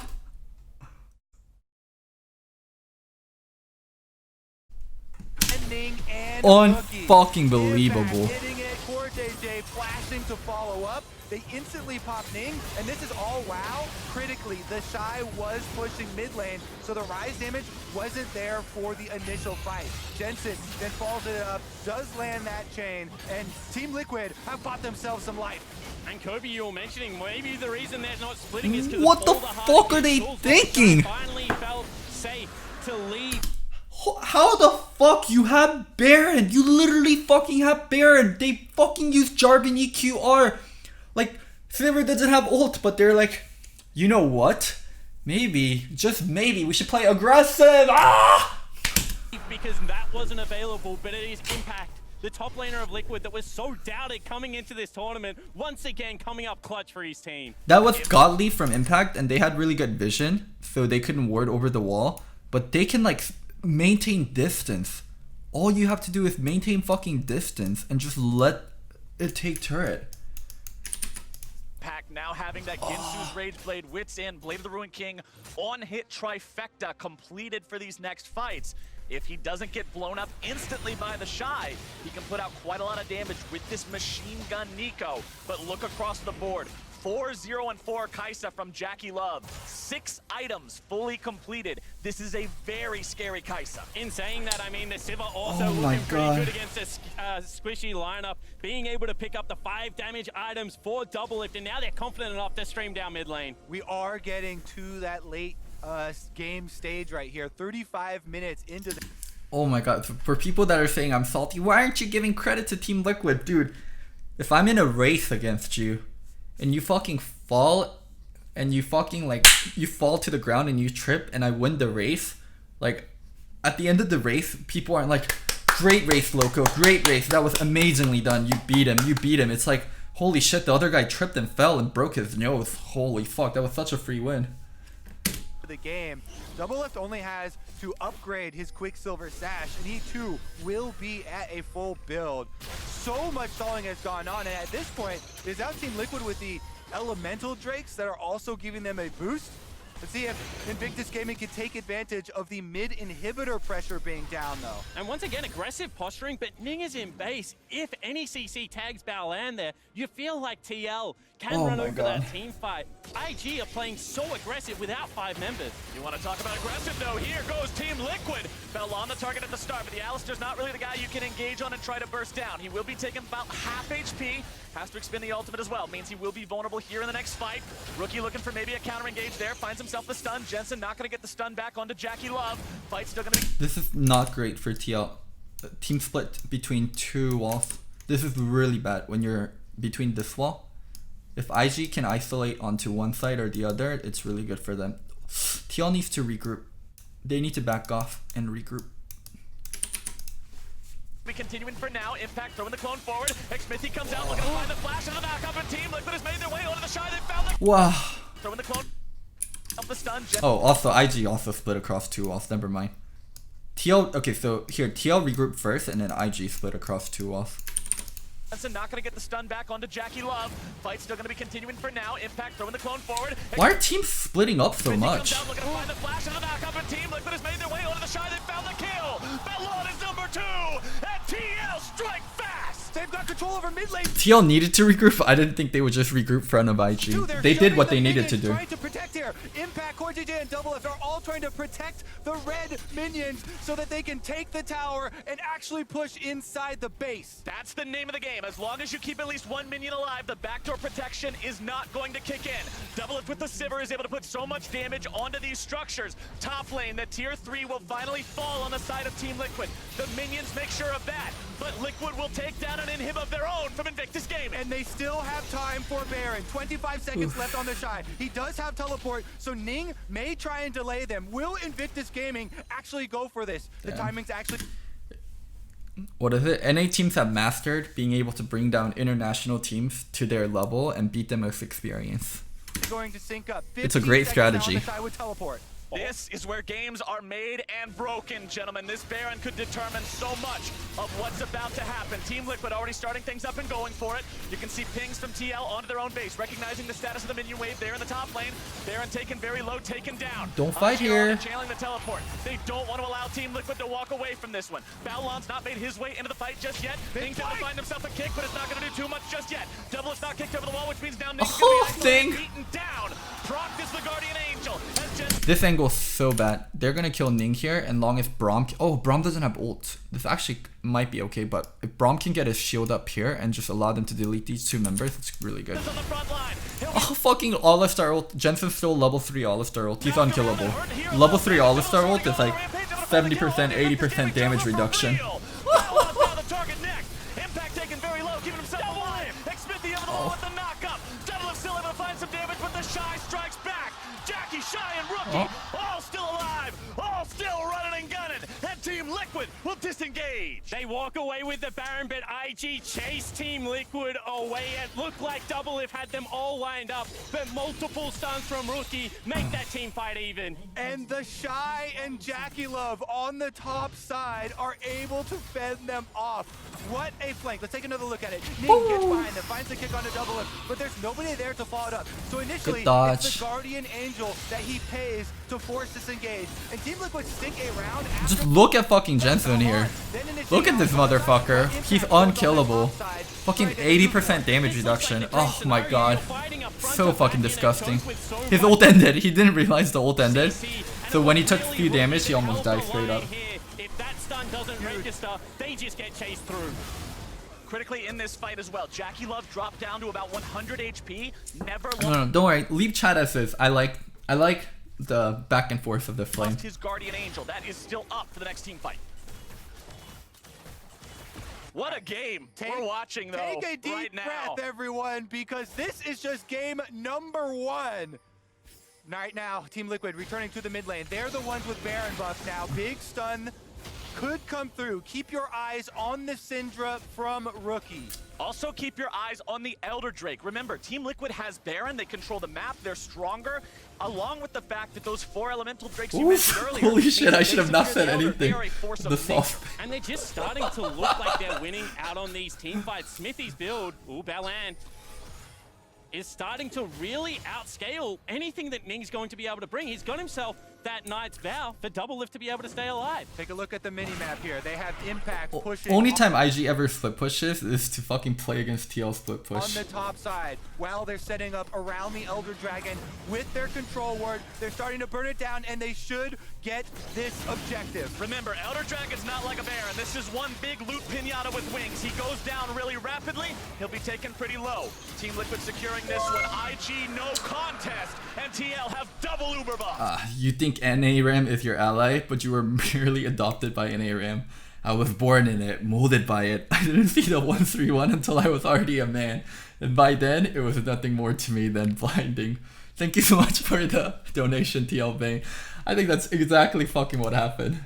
Team Liquid with a successful split push. The Baron up impact on the attack speed. Nico You thought the NA Ram was your friend? As they siege bottom. And I just don't You were know merely whether adopted IG by now the have tools. NA They don't Ram. have the flash on the I was LSR. They born don't in have it, on the Shy. No molded teleports by it. available. This is going to come down to a I didn't team see fight, the but with 1-3-1 double until I was already a buffs, man. Impact's not here. We know IG is an explosive team. They've got an itchy trigger finger for these kinds of fights. We'll see if they're able to engage before the Team Liquid top laner is able to make his way towards this fight. Balon over the wall, still gonna be staying safe for now. Cannon minions doing the work under the tier 3, gonna be taking it very low, gonna be taking it down. There goes Game's the ult. over. Game's over. TL's team fighting's way too strong, and IG didn't IG fight. on the retreat, Rookie's already gonna be killed, and Team Liquid has found the IG. Wait, Beyond.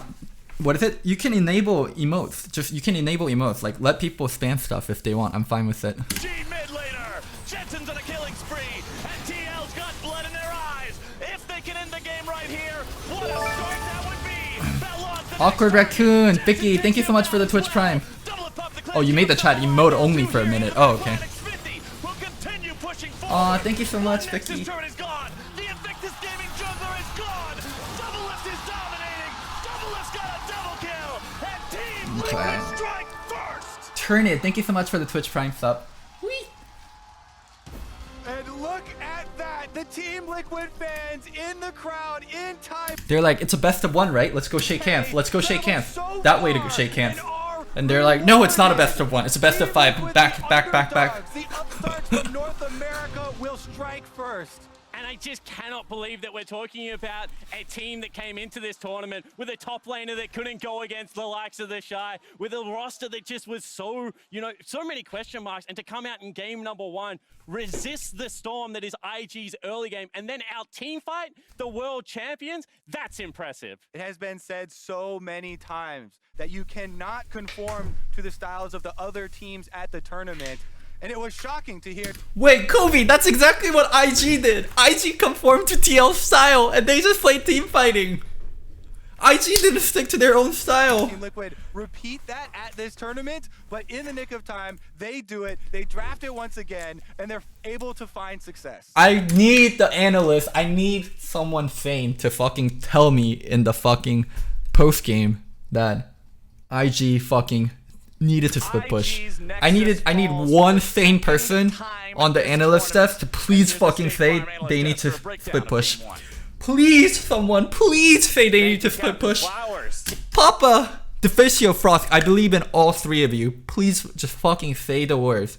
IG needed to split push.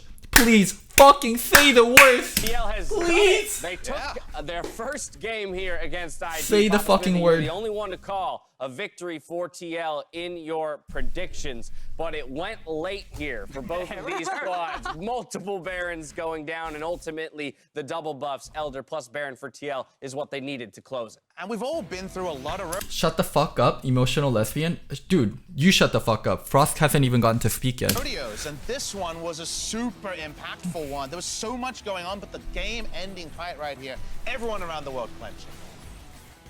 Yeah, and it was just, we were watching this game, we were on our feet, we were jumping up and down. We thought halfway through, like, oh, okay, this is Invictus Gaming again. They got the Baron, it's probably going to close out. But props to Jensen, props to Impact, props to Double Lift. Wait, he wasn't speaking about Frost? TL had their moment to shine in this game where they had the ball, they stepped up, and they dunked it. And they got to late game team fights, right? Maybe not 100% the way Wait, we who would he be expected. talking about? There was the IG got slightly ahead. Deficio's a secret lesbian? What? No way. Then IG obviously lost a couple of big fights. TL got ahead and we're like, whoa, this is looking really good. Now they're just gonna keep like slowly going. Rush Baron from IG multiple times, surprised them. Like it kept bouncing back and forth in that way, which was really Wait, it's not interesting. Deficio? No, who's he talking about? Can't be me. Can't be me.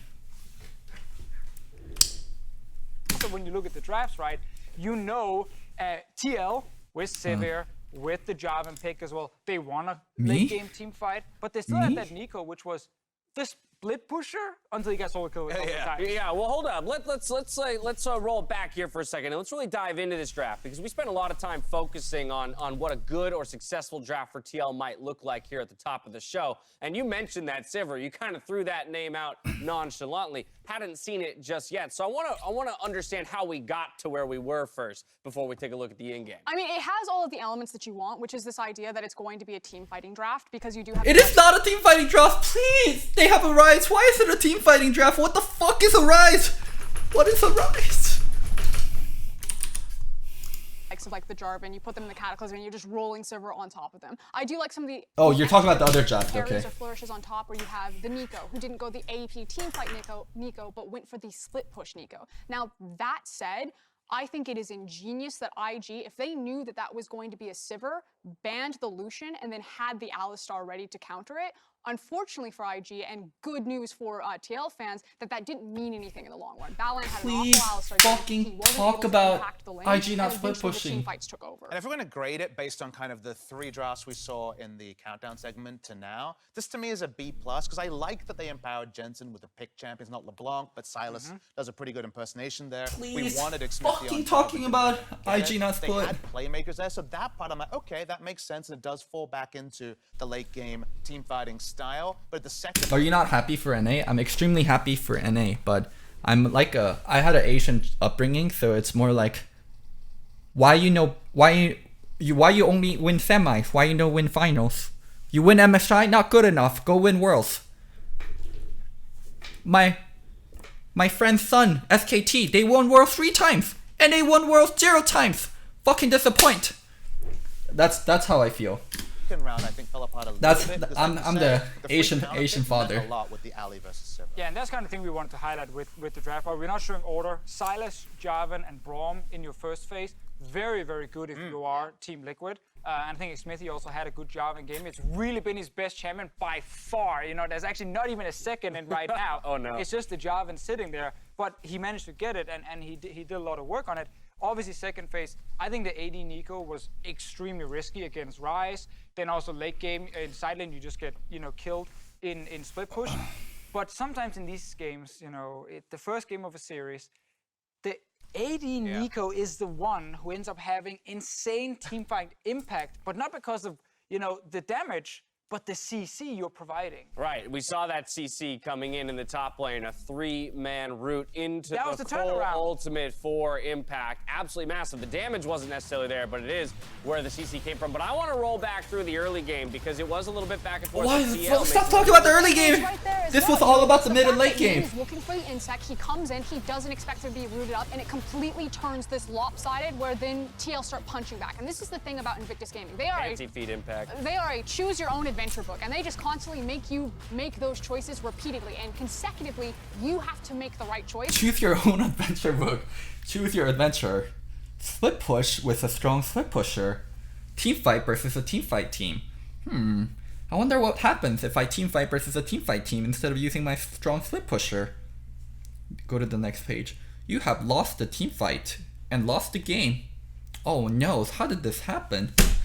And TL stood up to that today. And that's the impressive thing. This game was super chaotic, right? It was going forwards and backwards. We're seeing kind of seesawing leads. And that's the sort of game where in previous games we've seen TL kind of roll over. They were up and ready for a fight today, and that to me speaks to that mountain of experience. Did you not watch group? That's literally what IG does, man.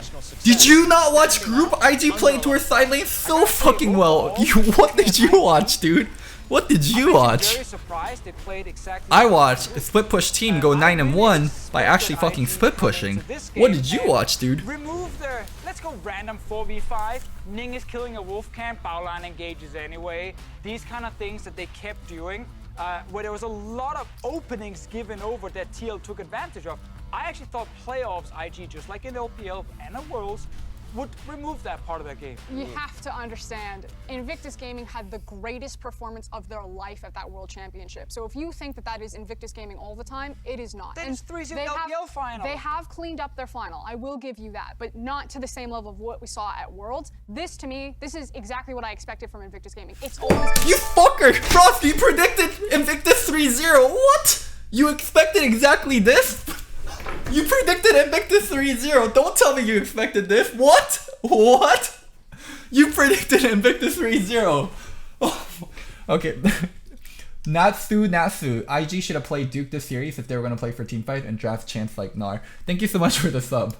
Going to be scrappy. It's always going to be, I'm going to say, arrogant at times. I think that draft was really arrogant. I think the plays that they went for was very arrogant, and they got a reality check here. And that's why I wanted to push back on this like universal decision that 3-0 IG would be the result here. Is in the past when we had kind of the Korean super favorite that went very dominantly against one of these kind of outside contenders, you kind of thought they would just strangle them out of the game.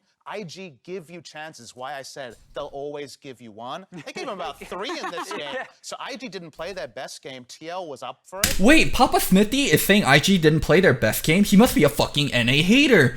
Only NA haters will say IG didn't play on their level today. What a fucking NA hater, Papa Smithy. And they actually seized the day and won the game. An incredible first victory here for Team Liquid, but I think we have to highlight while looking at that gold graph there at the end of it, that IG was still in control in terms of a gold perspective for a majority of the game. And so if they can clean up some of those mistakes near the end game, maybe close it out and take it from there. So now, looking forward real quickly to Game 2, TL has elected to stay on red. I think that is a crucial bit of knowledge or information that at least the team is giving us around their preference. But winning from red, they decide to stay on it. Deficio? I think a big one is trading an S-tier pick for Jarvan. Give over things like, again, the Rise or one of these flex picks. Get a Jarvan plus another flex pick. Or no one's gonna not talk about IG not split pushing. Papa, Deficio, Frost, I believe in you. I trusted you. Silas here. That's the best opening part of a draft you can get, and that's one advantage. Also, you do remove a counter pick by being on red side from IG. Well, I think some people are a little worried we were going to get the 3-0 to kick off the MSI group or knockout stage. Doesn't look like that'll be the case unless it is Team Liquid, but they've gotten that surprising win. We'll see if they can take us to match point when we return. Wow, I know. Here. Tiffany, I'm extremely disappointed in you. This is a joke to you. You've been through anger management. You've been through your grandmother getting her lights turned off to buy you a swimsuit for this competition. And you go over there and you joke and you laugh. This is serious to this, girls. This is serious. It should be serious to you. It should be serious to you. I'm hurt. I am. I'm fucking hurt. You guys didn't talk about them split pushing. I can't change it, Tyra. I've been... Yes, you can. You can change it. You're fucking saying they should have split pushed. I'm about stuff that I cannot change. I'm sick of being disappointed. I'm sick of all of it. I'm not. Thank you. Sick of being disappointed. Yeah, Tiffany. Obviously, I am. No, you're not. If you were sick of being disappointed, you would stand up and you would take control of your destiny. And you would talk about why they didn't split push. Win. Do you know that all of America is rooting for you? Do you know that? All of the world was rooting for you. You fucking treat this like a joke. You didn't talk about them split pushing. 10 times better than half of those girls over there. You did. And you come in here with a defeatist attitude. I don't have a bad attitude. Maybe I am angry inside. I've been through stuff, so I'm angry. Yes, but it's not. This is not. Be quiet, but everybody. Be quiet. That's what is wrong with you. Stop it. Stop it. Next time, fucking talk about them split pushing. Oh my fucking god.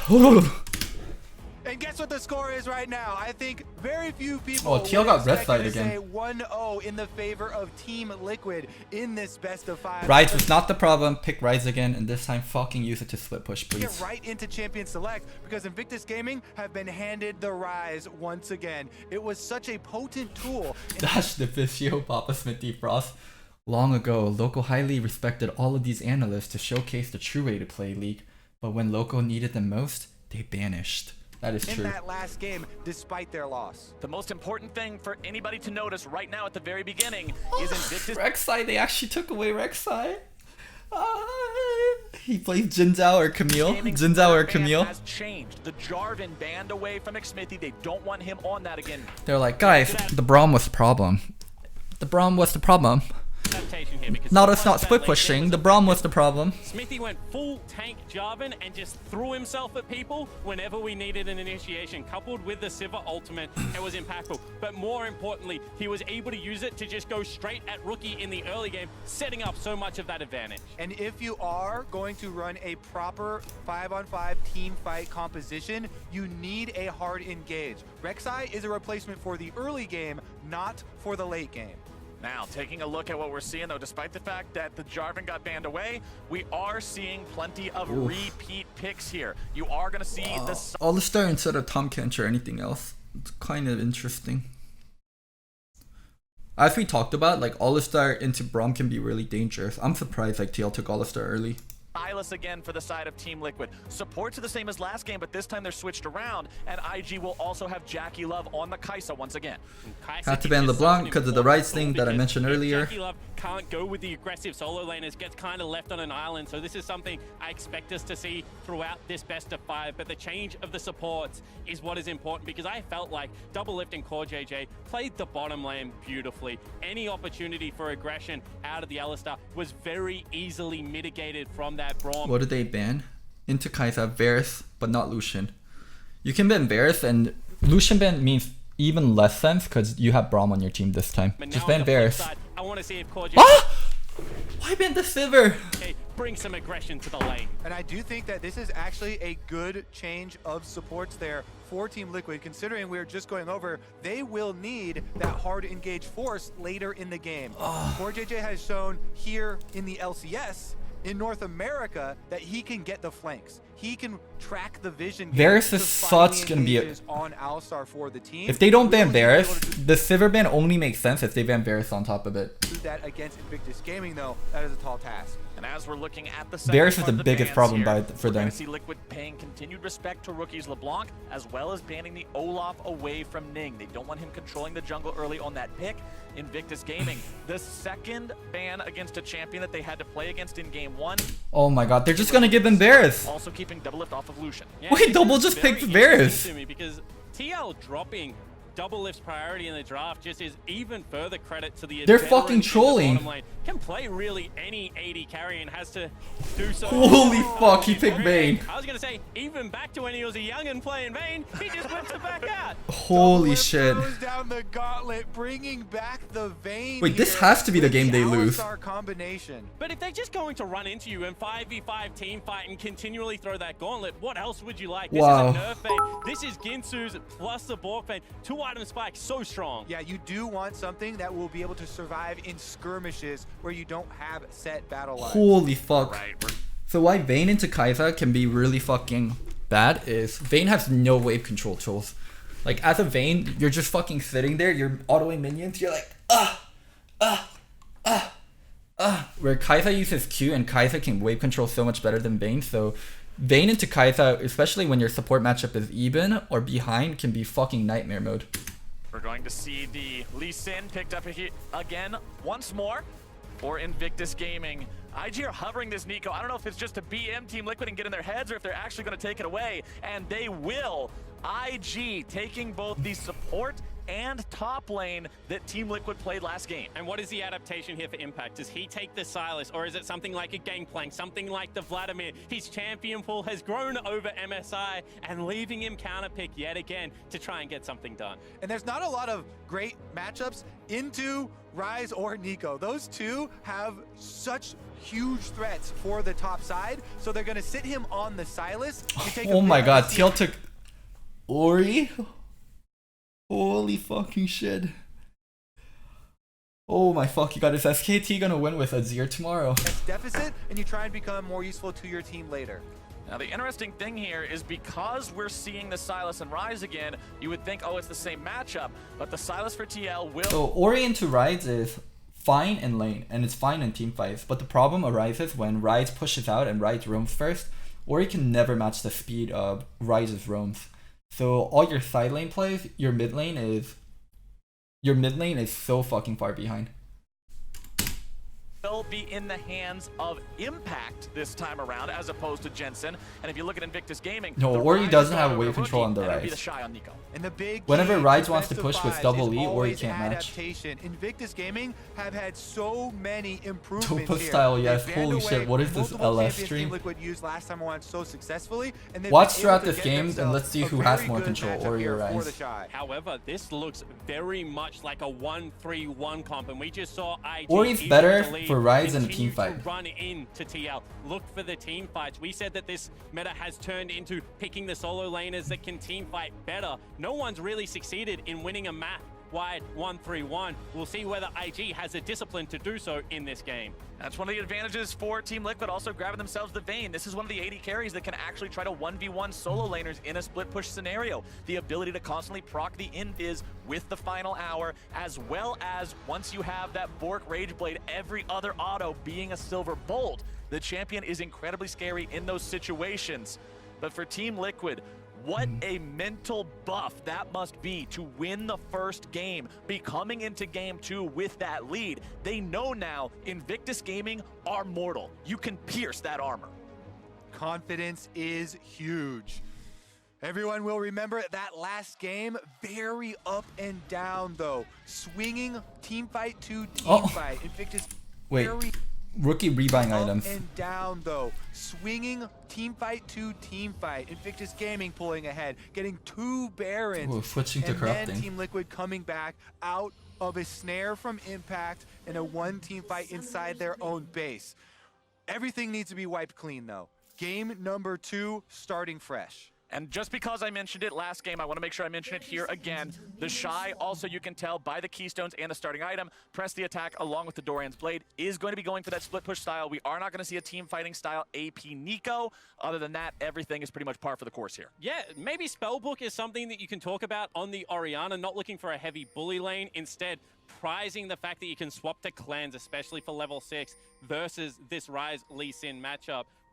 We're so interested to see whether Jensen and Smithy just go at rookie. Well, it worked the first game. They were able to build that advantage with the burnt flash. I'm expecting Smithy to do something similar here. And remember, it was Jensen who got himself first blooded in the last game by Ning's intervention into the mid lane, but it was also Jensen who, after those scraps in the top lane, turned things back towards TL, was really ahead and was able to do things later on. And look at the setup here. Deep ward from the Shy on Nico, also trying to cut off Impact by hiding in that tri-bush, but Impact goes the safe way all the way around to the lane so he doesn't get cut off, and that means Xsmithy does not get a leash on the red buff, has to clear his own camps. And crucially here, Ning has got a leash, so they know exactly. So, wow, these wards are really fucking interesting. So I'll try to tell you guys what they're doing. This ward is almost purely to check for this path. Rek'Sai into red to double golems into Scuttle for level 3. That's the only path thing this ward really checks for, and they're warding it. So they're expecting it to start topside without leash. So what this does is it allows you to know whichever side Rek'Sai started almost immediately. Exactly where the I haven't seen a word like that versus whereas Rek'Sai. Smithy has soloed out his first camp. I expect that means that Ning wants the top lane turret dive. One thing you can do on a ranged matchup into Silas is protect the wave, look to stack it in, and then maybe look to get under Impact's turret. And if you are a top laner in that situation, the biggest thing to recognize if that is coming at you is if your opponent is slow building the wave. That would be last hitting and trying to allow most of their minions Well, the Shy has fucking Nico this time, so he'll split push for sure. to build up into a large wave that will crash all at once. That's when you call your jungler for the biggest advantage. I was going to say the most important thing there is dialing 1-800 gank my lane to your own dude. Red into Make sure blue you're set up there into for the Scuttle 2v2 to instead prevent of being level alone. 3 You from can see Xsmithy. Xsmithy on this top side, clearing out the Krugs just in case. And that's the value of that ward we pointed out. The Shy placing early on, level 1, does see Xsmithy. Both junglers aware of that possibility. And you see, that just means that Ning retreats into his jungle. Now we'll pick up some more farm and hope. You know he's there. Shy, please, you know he's there this time.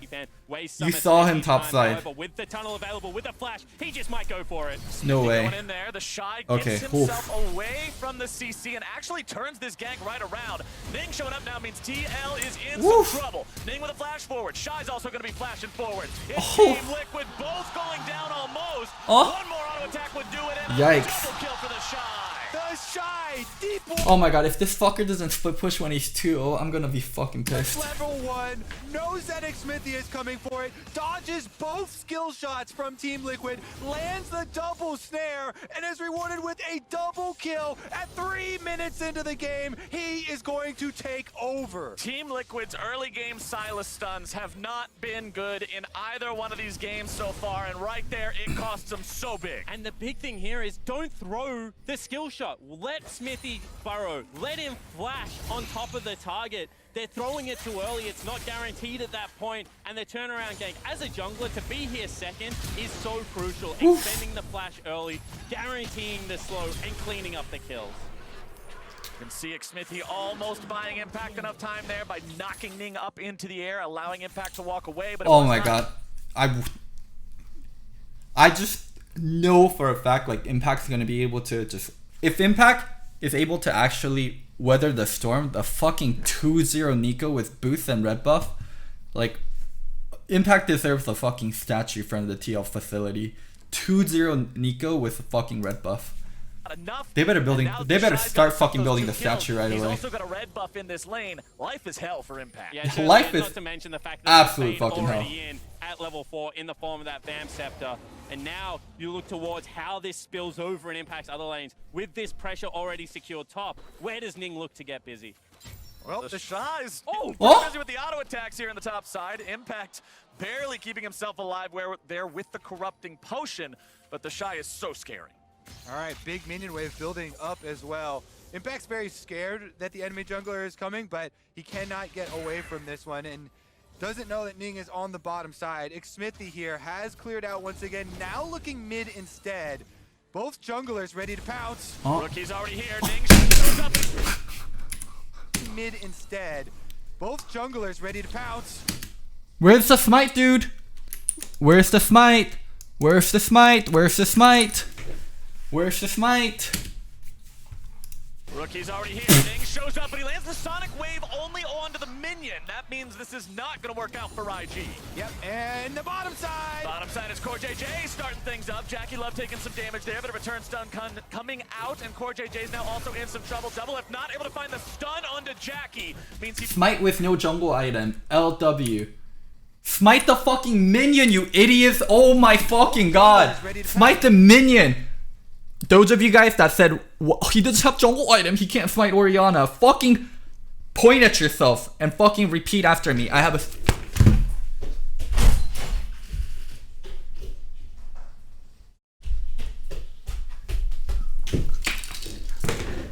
Oh, he doesn't have the jungle item. Oh, he doesn't have the jungle item. There's this one. He doesn't have the jungle item. There's this one. Whichever one you guys like better. You guys like Spongegar? Or you guys like, he doesn't have the jungle item. Whichever you fucking like better, idiots. Rookie's already here. Ning shows up, but he lands the Sonic if he Wave smite only queued, onto Jensen the dies minion. there. That means this is not going to work out for IG. Yep, and the bottom side. Bottom side is Core JJ starting things up. Jackie Love taking some damage there, but a return stun coming out, and Core JJ is now also in some trouble. Double F not able to find the stun onto Jackie. Means he will not be getting himself the kill. Core JJ now going to be building up the stun here yet again, but Ning has made his way into the bottom side. He is too close to minion to smite it from there. Yes, when you're too close to the minion, your smite disabled for some reason. Looking to make this a 3v2.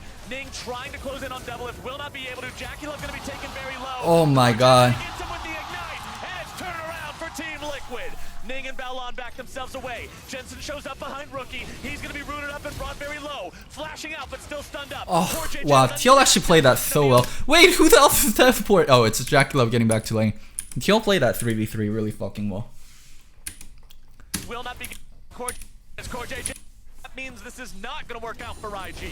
Yep, and the bottom side. Bottom side is Core JJ starting things up. Jackie Love taking some damage there, but a return stun coming out, and Core JJ is now also in some trouble. Double F not able to find the stun onto Jackie. Means he will not be getting himself the kill. Core JJ now going to be building up the stun here yet again, but Ning has made his way into the bottom side, looking to make this a 3v2. Ning trying to close in on Double F, will not be able to. Jackie Love going to be taken very low. Damn, Jackie Love played 4 without heal. Core JJ gets him with the ignite, and it's turned around for Team Liquid. Ning and Balon back Look at Core themselves JJ away. here. Look at Core Jensen shows up JJ here. behind Rookie. Look at He's Core gonna be JJ rooted here. up and brought very low. Look at Core JJ. Flashing out, but still That stunned block up. was so clean. I mean, it would have been 1-for-1 trade if Ning went and killed Ori, but that...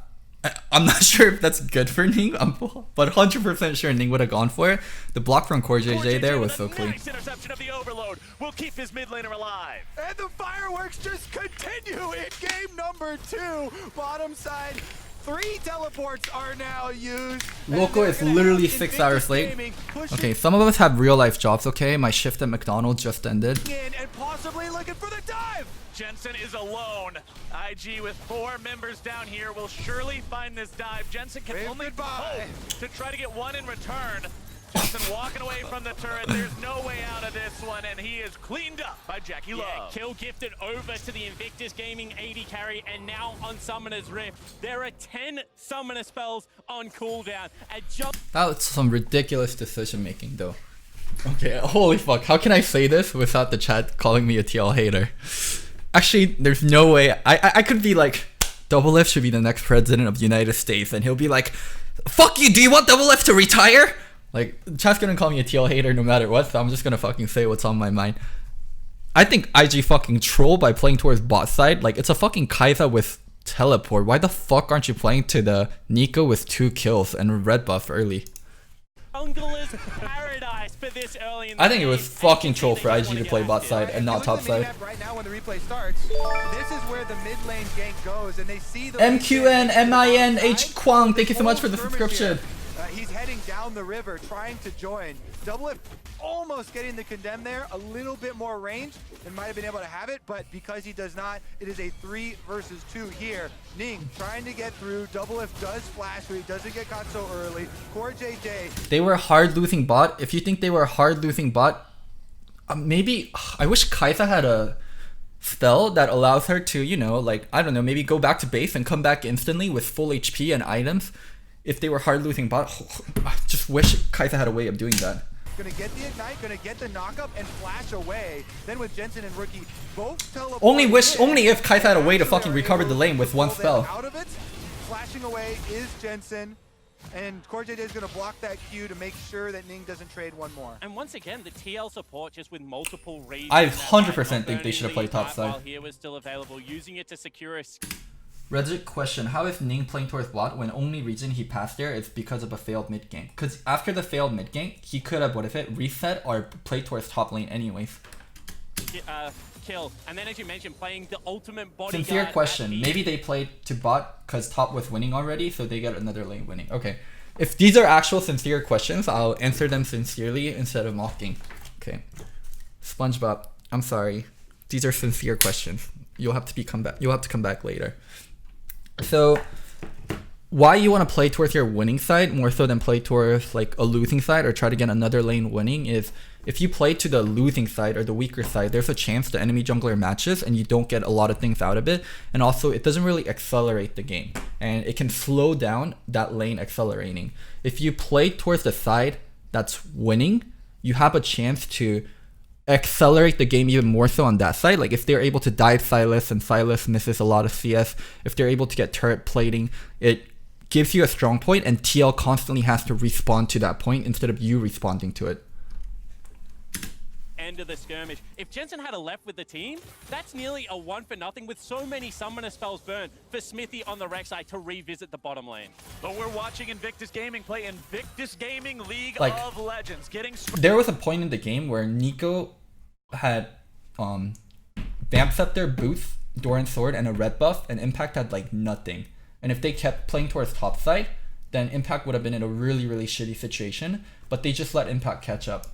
Scrappy all over Summoner's Rift early on here in this game. It's built them up to over a 1,000 gold lead just 7 minutes in. You've already got Rookie stack in the tier. Top side, the Berserker's Greaves completed for the Shy means he's going to have that much more mobility. Thank you so much for the Twitch Prime sub, man. In this 1 versus 1, IG's feeling good so far with the early game. Yeah, and to me, still the biggest part of this game was that top lane first blood double kill for the Shy. Just because there's Isn't that what IG and SKT do though? Get a lead top and then ignore top and try to get bot ahead as well. No, they try to get a lead. For SKT, they get a lead top and they do lead top alone, but IG has been very good about blowing up top side. Action down on the bottom side. Don't forget about on-hit Nico. Extremely annoying to deal with in lane and especially with that lead. Bottom side though, once again, Ning looking for action. You gotta love how often this guy wants to get involved in the lanes. With the ward swept out and him standing on a control ward, he now knows it's safe. Doublelift's walking very close. This gets very dicey. Pretty What the fuck is Rookie doing here? Has level 6 and flash. Wait, do you guys see this? very. Rookie got blue, and the waves are meeting, and he's not showing at all. Out and him standing on a control ward. He now knows it's safe. He moved a little bit, and he's not showing. Maybe he's afraid of Silas Rek'Sai waiting, but he's not moving at all. Walking very close. This gets very dicey pretty quick. Has level 6 and What the flash. fuck is he Captain doing? Clouds. He might just The only thing I can think of is he was waiting until he saw Silas or Rek'Sai somewhere. Here we go. CoreJJ and the Brush going to be waiting on him. A nice chain CC from Team Liquid will deny the gank. There's your ultimate bodyguard award once again. Well earned by CoreJJ there. Jeez, Starts the bastard. knockup, allows Doublelift to follow it up with the condemned. And I just feel CoreJJ is one of those players. Hold that thought. Here we go for Smithy. Trying to get in there. The shockwave is going to stop the Realm War, but now Team Liquid have found themselves a ton of Ripperonis. Rookie. That's a pickup they needed for Jensen. Very well placed by Jensen. He knows that there is no flash on Rookie, so he's able to hit the edge of the shockwave to stop the ultimate there, thereby not needing Smithy to flash in for his own knockup. And after watching TL play, Maybe he was trying to avoid that it gank. looked like there was a legitimate win condition opened up of attacking the mid laner. Caps fell victim to it. Now it looks like Rookie in back-to-back games falling under all of this pressure and attention that is... He had blue buff. Oh my god, this death is actually so fucking bad. This death is like... It's so fucking bad. He had blue and he died to Ori. We talked about it on the dive spot. Or he didn't die to Ori, he actually died to Smithy, so it's actually not that bad, but Ori's gonna be able to get the blue now. Success in this series. People said it could not be done. If he walked out, it was fine. No, if he walks out, then what happens is Smithy uses ult because he landed his Q, and then he ults, and then he knocks up, and then Ori ults. He had no shot to live there once he got hit by the Rek'Sai Q. But it is happening. Because the thing is Rookie still had a good game one, but you just limit his impact by taking away early game resources because he's such a potent laner. You're never going to shut him down, but you must be able to control the beast. But remember, we saw all those stuns in game number one. The mechanical talent of the player will always shine through no matter how behind he is. And that's what we want to see Team Liquid. And why not just burn Rek'Sai ult at least? We're overanalyzing a play that happened in like a second or two. Jackie Love and Balon continuing to trade with Doublelift and CoreJJ down here. Over the wall comes Smithy, level 6 now, looking to find some chain CC down onto Jackie Love, getting himself away with a killer instinct. Team Liquid will not get anything except for Balon's heal there. Yeah, very good move there by Balon. Keeps his wits about him, puts up the shield so there's no follow-up damage. Even though his AD carry is in a bad spot, gets double knockup, he puts up the shield to deny the follow-up damage. And Jackie Love is one of the best Kai'Sa players at not using his flash when ultimate will do. Uses the ultimate to just reposition himself, get that small shield, and duck back under the turret for safety. This is Ori with Many others would have flashed at such a longer cooldown. Give credit when someone has mastered a champion. That's why he has a skin. Killer Instinct just shy of a 2-minute cooldown. Flash sitting on 5. It's an easy choice to make when you know one will suffice. Topside though, Impact continuing to have his turret get damaged pretty heavily. Why is Ning not diving top? Dude, don't say that.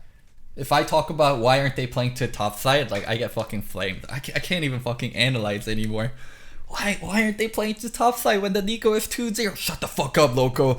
Are you fucking suggesting that the IG World Champions are bad? Are you suggesting that IG underperformed today? How fucking dare you? Why do you hate America? Get the fuck out of this country. This enemy Nico. I'm not allowed to say We haven't really that. commented on yet that's such a big part of this matchup between Silas and Nico. When he steals on hit Nico's ult, his is way better. Meanwhile, mid lane gonna have some more action. They have to be careful. The Vision game has been very heavily contested here, and Invictus Gaming just off. Socratic, thank you so much for the Twitch Prime sub. From Team Liquid, so they know where both roamers are.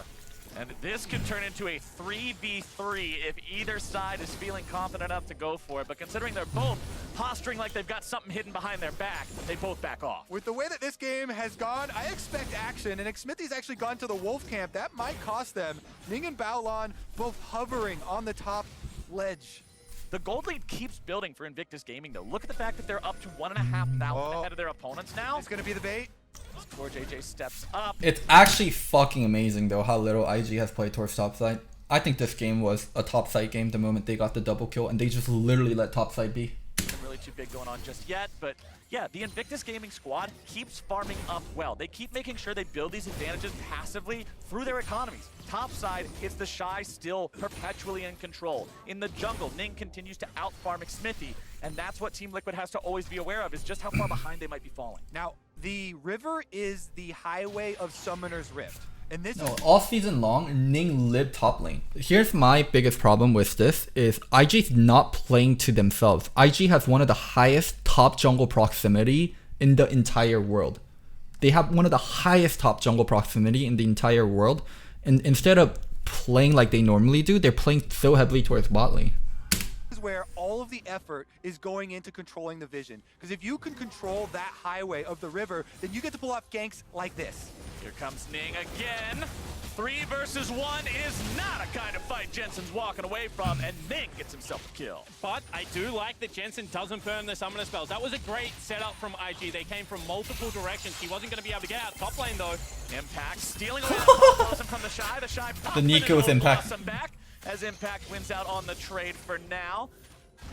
Not too bad as Smithy goes after Ning here in the 1 versus 1. CoreJJ is going to hold Rookie off. No more blood to come from this one just yet. And before that, we were talking about what the river does. Why do you play to a lane that has hard won already? Don't you make sure Vayne cannot hit 2 items after the double kill? Like, you want to hit them where they're weak and you want to accelerate the game. If you play towards top side, you can get turret plating, you can get first turret, you can get Rift Herald. There's so much to be gained from playing towards top side, and it's also very easy to play towards top side when your Nico is 2-0. I think you can ask any analyst, after Nico was 2-0, IG should have played towards top side. I don't even think that's a controversial statement. I think that it's a very fair and a subjective statement.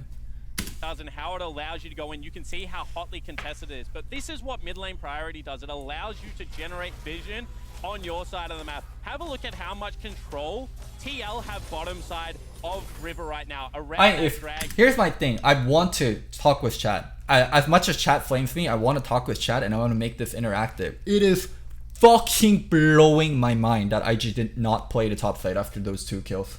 Area. You can see what the next objective is. It's for Jensen to be able to push in, for them to be able to gain control here. So we'll see whether this is another area that IG look to start a fight. Meanwhile, tracking those summoner spells, so important in looking where to attack. Everybody now getting all of their flashes back. The only one still on cooldown is Baolan on the bottom side, and that is the Braum who can jump to an ally. No drakes have been taken yet this game at 13 minutes either. If a team decides that they're confident enough to go for that, or for the Rift Herald, which is honestly where we saw the game take a big turning point earlier on. That was where Team Liquid first took the lead. IG's pathing and focus this game has been garbage. Overextended themselves for those early objectives, and we know that this is the kind of team that if there's a Dragon or a Rift Herald that their opponents are trying to take, they're not going to let them do it. Yeah, IG is just always contesting around deficits in this tournament so far. We mentioned it, Kofi, but it's like, don't pick on my teammate's style. Anytime it looks like a member of IG is caught out, multiple members will rotate to try and save them. This game is the most kind of calm and calculated we've seen IG play, and that's why it's so much slower. And we've also had multiple roams by both jungler and support in mid lane. Now is no different. 6 members mid, as is normal. This is just what these games are turning into. Over the wall goes CoreJJ and Xfinity. That as a TP is channeled by Invictus Gaming. TL wants to head for the hills. Baolan looks to chase even further, but he won't be able to go there because of the ball positioning from Jensen. Team Liquid disengaged. On-hit Nico TPing like this is really bad for on-hit Nico. Why the fuck aren't they abusing topside?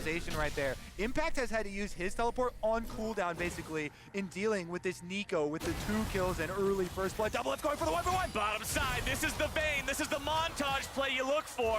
Not able to find the damage though. Jackie Love down to 100 HP and backup is coming. Yeah, both marksmen gonna back off with very... This trade is good for Jackie Love, where Double had to burn heal, and he's a teleport user, and he didn't die. Really good for Jackie. Left as both teams converge. They were the only ones left by themselves down there, and even they are going at it. 1 auto attack left. That is going to leave Invictus Gaming with control of the Dragon. Here comes Team Liquid, though. Team Liquid not willing to let him walk away with a CoreJJ going in, able to knock Baolan back into the rest of Team Liquid, going to be taking him down rather quickly. Impact goes in with a Pop Blossom, not finding anyone with that big ultimate. Then coming right back into the Team Liquid lines. CoreJJ now going to be what are they? Not able to find anything with his Pop Blossom. What? Ning coming right back into the team. Liquid Look at him. Look at this guy right here. What is up?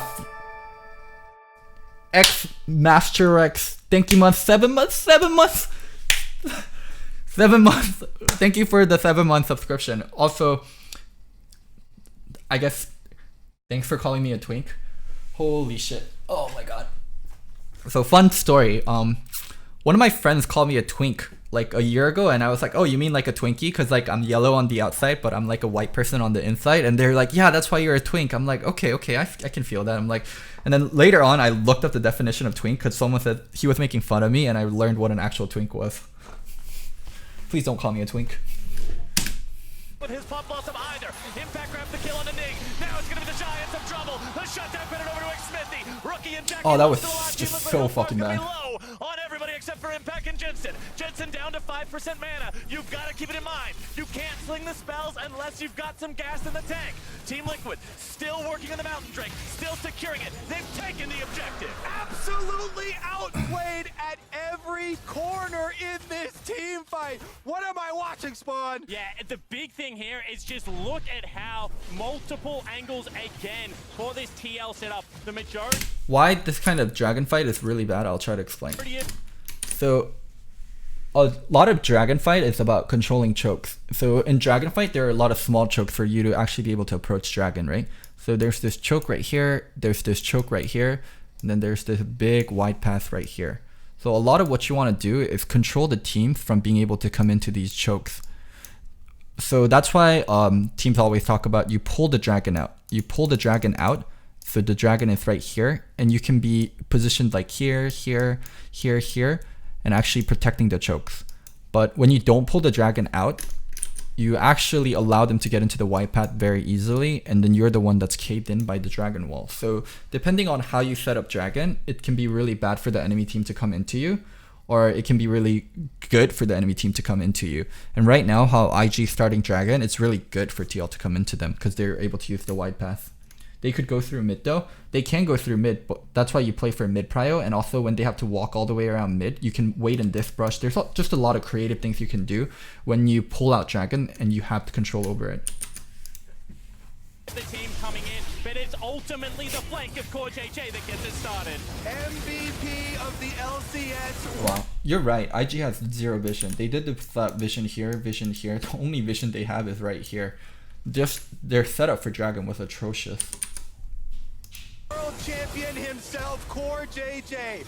Blast cone into the defending world champions. He gets kicked back. He flashes out after the Shy uses his ultimate there, and Ning gets that solo flash! on the Please, other side. someone call out that flash! Invictus Gaming Kobe! funneling more Anyone, gold Captain kills Flowers! into Anyone, Team please Liquid. call out the fucking flash! And that's another fight from a deficit. You gotta give credit to Team Liquid. Every setup looks great at the moment, but what is Ning was IG fucking doing? dumb. You can't fight 4v5s when you just get picked at the start like that.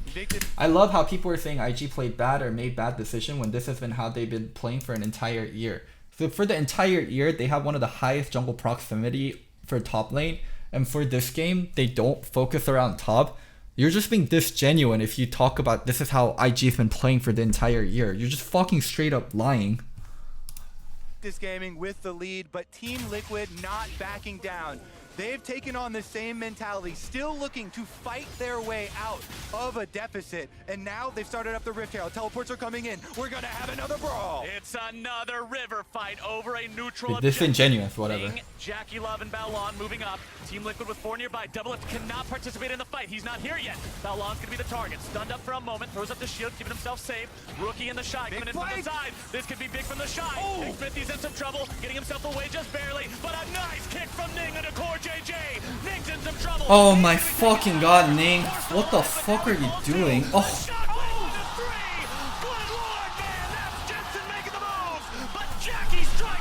Oh, wait, what?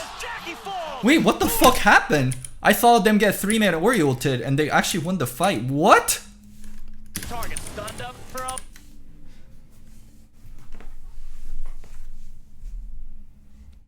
The Shy going in.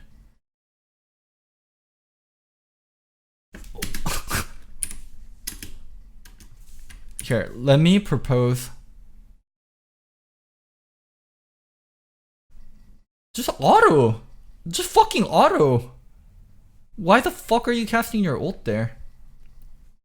Wait, did he knock back the All-Star? You fucking troll. You fucking troll. You fucking troll. Oh, they were stacked on top of each other. Oh, this is such a hard one. It looks really fucking bad, but Orianna and All-Star are stacked on top of each other, so it's really hard for him to actually knock away the Ori. Oh, it's so fucking troll though. Core JJ, I thought he headbutted in there. Oh, he doesn't have ult and he doesn't have spells. But he still ends up living. Look at this right here. Look at this right here. Look at this right here. This right here. Ooh. But Jackie fucking went off. Ooh, that nice Q. One more auto. There you go.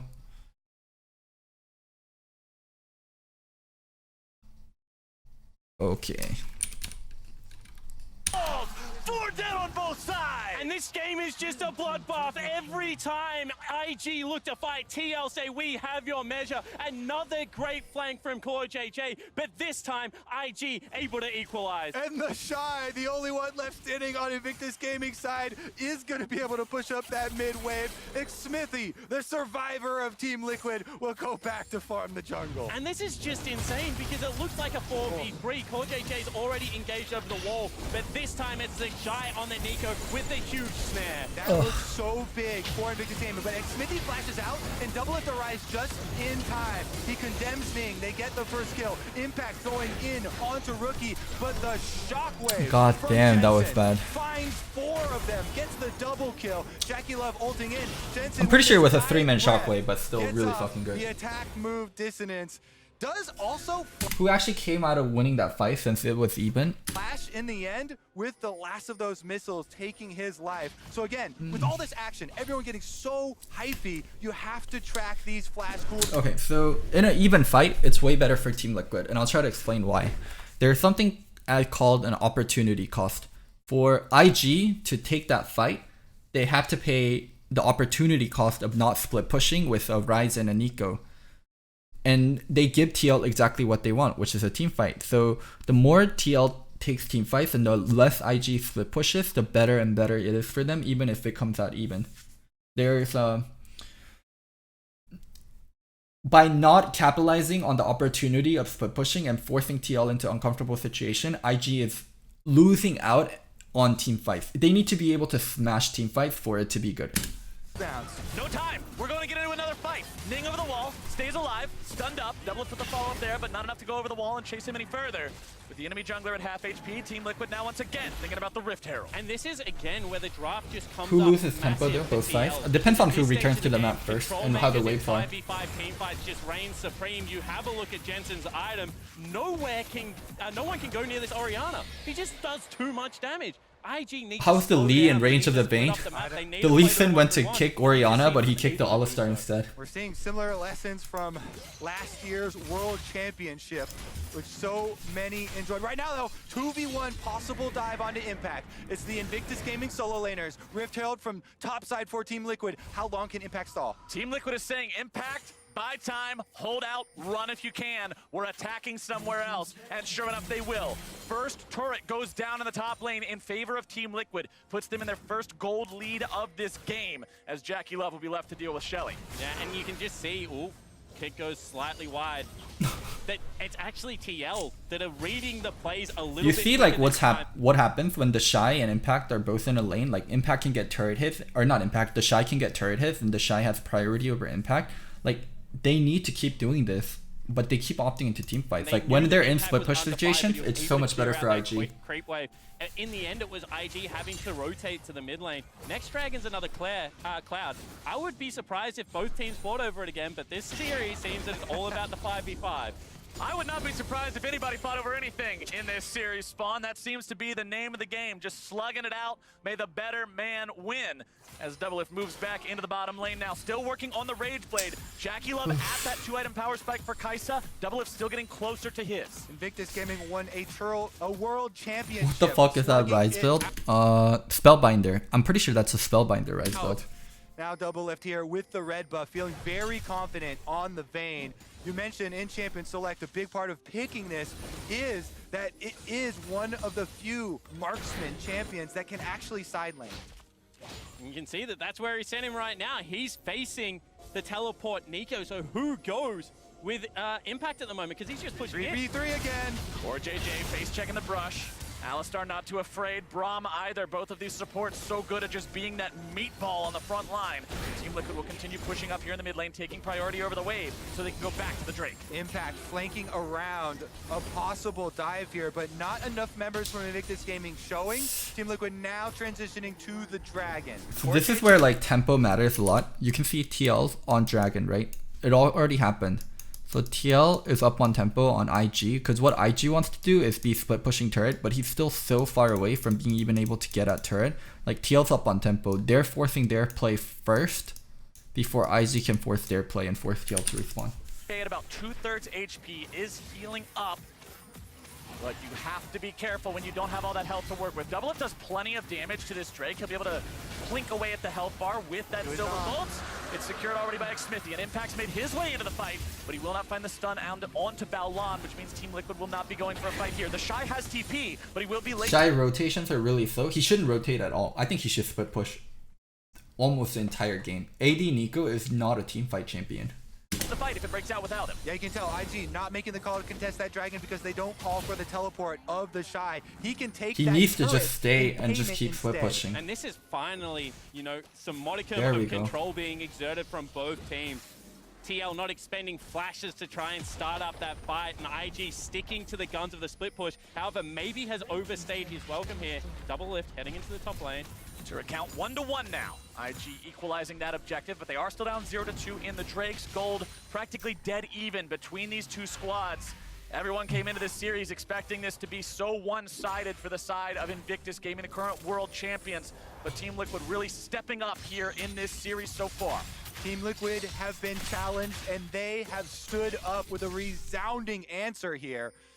Rookie and Impact now will be the bottom lane split pushers. Teleport available for Impact. Do you think he can 1v1 Vayne? Rookies is coming up as well. No, Remember, he can't. Invictus Gaming are the ones And that's a huge problem. The fact that he can't 1v1 Vayne. fielding 3 teleports. They have more options in spreading the map. Yeah, they certainly do, but they haven't spread the map, so then you just That's look at a who's huge got the fucking better problem. summoner spells for team fights at this stage, and that has to go across to TL. I agree with you. If this goes into a 1-3-1, if Jackie Love gets parked mid, Do they get with skins if Balan, they they're win going to be finals or very just for hard to Worlds? pull Just for out of Worlds. it. However, T-Hell have shown craftiness, and I think that's the area that people didn't expect them to be able to go with IG. They're just as decisive, and they're looking for their plays. Core JJ, once again, our eyes turn to the MVP on the Alistar. He's hidden himself up and away in the corner here while the team... This positioning's so fucking good. Core JJ coming in from the single.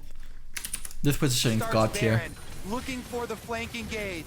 Remember, This IG positioning did is this so to good. TL in the last game, they snuck the Baron, but now it's TL looking to start things up. Ori, look at Ori, look at Ori, look at Ori. Woo! Woo! To take down Jensen, and things go south for TL. Core JJ is gonna fall next, as Impact is losing the 1v1 against the shot What are off you- the side. Double Lift shows up, but now he's the next one. In the Wow, fight. Isaac actually played that so well. Beaten down. Holy fuck, TL setup was so fucking good, but Ning actually outplayed that so well.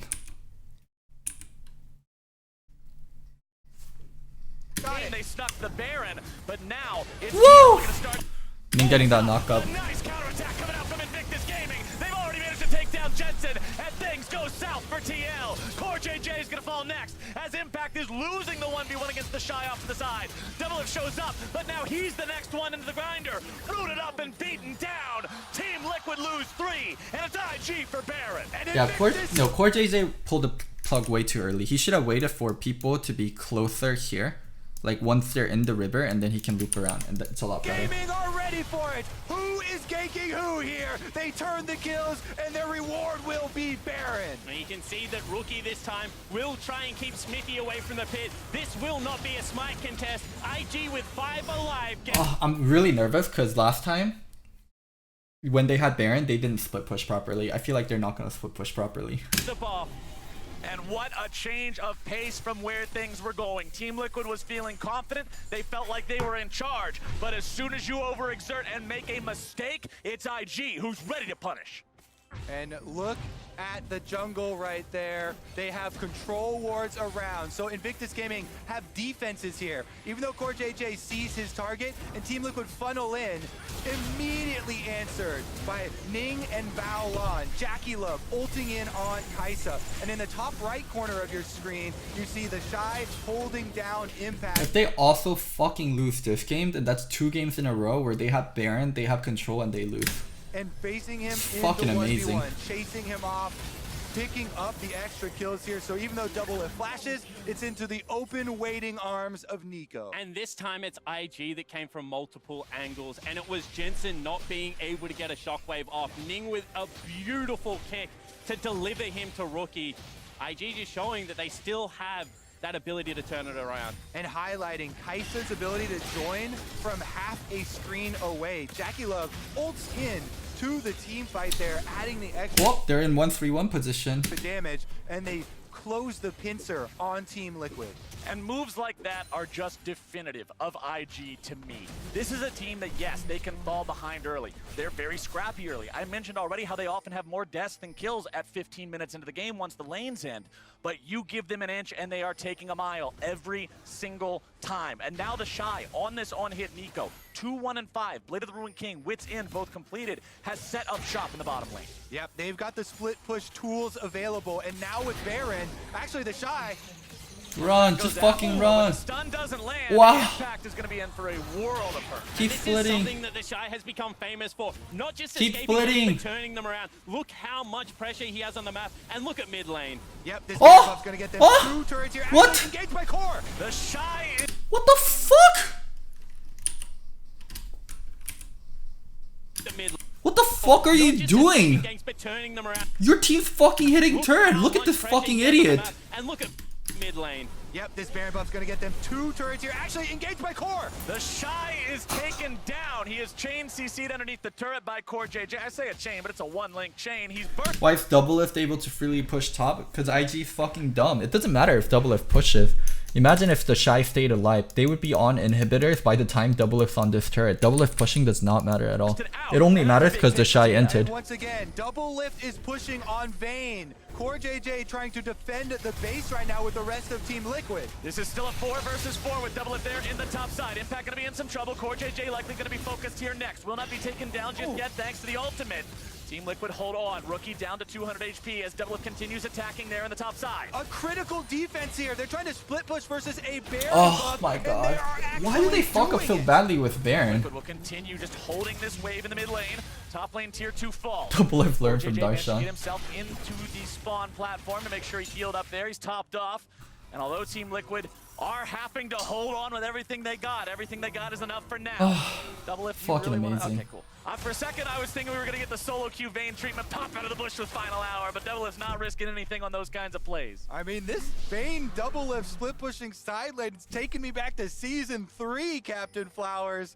He is able to get away from Ning, who roamed up the river to try and find him as well. And Team Liquid get the They could have just This stayed in their Baron power lanes. Play, not as substantial as we would have expected with the pick onto the Shy, under the turret, and Double Lift. Just be happy and they showing up. I am happy. I already mentioned that. I am very Jensen happy. Again, being able to repel this attack, crucial chunk onto Rookie. The mid laner is standing up, and the transformation of CoreJJ and Jensen going into this series in particular is just impressing the heck out of me. Every team fight, every little thing that they've been able to do to just force IG back. And you're talking about which players on Team Liquid are impressive, but on the other side for Invictus Gaming, the next time we get in another one of these fights, that there have been so many of so far, the man I'm keeping my eyes on the most is Jackie Love, Stopwatch, Maw, Stormrazor, Ginsu's Rageblade. This Kai'Sa has done so much for this team here so far, and I don't expect that to change anytime soon. Invictus Gaming are wielding a 4,000 gold advantage in items right now, and they've returned to push on Team Liquid's bottom tower. But once again, they make the map small, and it's going to be the attack onto the Shy. They know that no one is top lane. They know that mid lane, they still have 30 seconds before it crashes, so they look for their play. They still have the rise. Rookie pushes mid lane, and then they join the team. This fight. Oh, Core JJ positioning here. Holy fucking shit, this positioning here. And they kind of... Oh my god. Holy fuck, that positioning here. 5 is grouping up in Core JJ. Here we go, it's Core JJ. He's able to find the knockup from the Shot. Gonna be doing a lot of damage now. Shockwave's able to take that God out damn. instantly. The Shy's still alive, and Xfinity goes through into the back line. Gonna be popping the stopwatch, keeping himself alive for now. Impact still looking to find some more DPS, but Team Liquid will disengage. And once again, it's Team Liquid grabbing a kill and getting out cleanly. Core's IG so will look to fucking stick good. around this time, however, and try and break the turret. Yeah, they have the health lead. Doublelift is back in base, and Xmithy recalling right now on this minion wave. Invictus Gaming looking to take a tower. Doublelift on his way back. Impact with a good dodge away from those tangle barbs, and TL will hold. Orianna and Silas wave clear doing its work here. Buying time for the recalls to reset, and Doublelift is back out on mid lane, back out on split push duty. And they have no Baron buff. You have to be able to play multiple lanes against an Orianna. Instead, they're looking to once again go for a dive. IG just throwing the same play time and time again, and it's not working. And you can see Impact popping that Nico ulti in the chamber every single time he gets the chance. I mentioned it earlier, I'm gonna say it again. On hit Nico's ultimate, it's kind of goofy. It doesn't do a whole lot. It doesn't do it anything for a the lot of stun. times. The damage is... Why did IG not camp top? Can you think of any legitimate reason for them not camping the Shy when he had a lead? The only reason I can think of is bot lane was crying. Literally bot lane was crying. Rather unimpressive. But when Silas steals it away, when he gets a 1.2 AP ratio, you can completely decimate a team fight. Impact with the Luden's Echo along with that Proto Belt means he's got the AP to really make that one sting if he gets the chance to pop it off. Look at Jensen's inventory too. Void Staff, Morellonomicon. He wants to make sure that he deletes people. This series has hinged on Baron team fights here. Baron back out onto the map. Core JJ once again, Hex Tech Flash used over into the brush right now. That is how they got their last engage in defense. Rookie chunking Xfinity. Rookie's able to find the Sterix gauge of Xfinity. Not worth there. That Rek'Sai back a little bit now as Balon 4v5, they're literally fighting 4v5. Nico's bot side, stop fucking fighting, idiots. Stop fucking fighting, idiots. Flash Balon the same. Invictus Gaming getting themselves away for now, but what's this in the bottom lane? Machine Gun Nico, rat-a-tat-tat once again, takes down the T2, and now Team Liquid is forced to make a decision. The decision is Baron. The Shy is in the base, and Team Liquid is onto the objective. Ning is a hero if he's able to steal this one away right now. Baron's gonna be taken down to 2K. It's secured by Xmithy in the... Wait, are you fucking with me? This fucker decided to fight the Silas instead of going for the steal. Baron's gonna be Are you fucking with me? Ning is a hero if he's able to steal this one away right now. You're level 14 to a 13 Rek'Sai. What the fuck are you doing?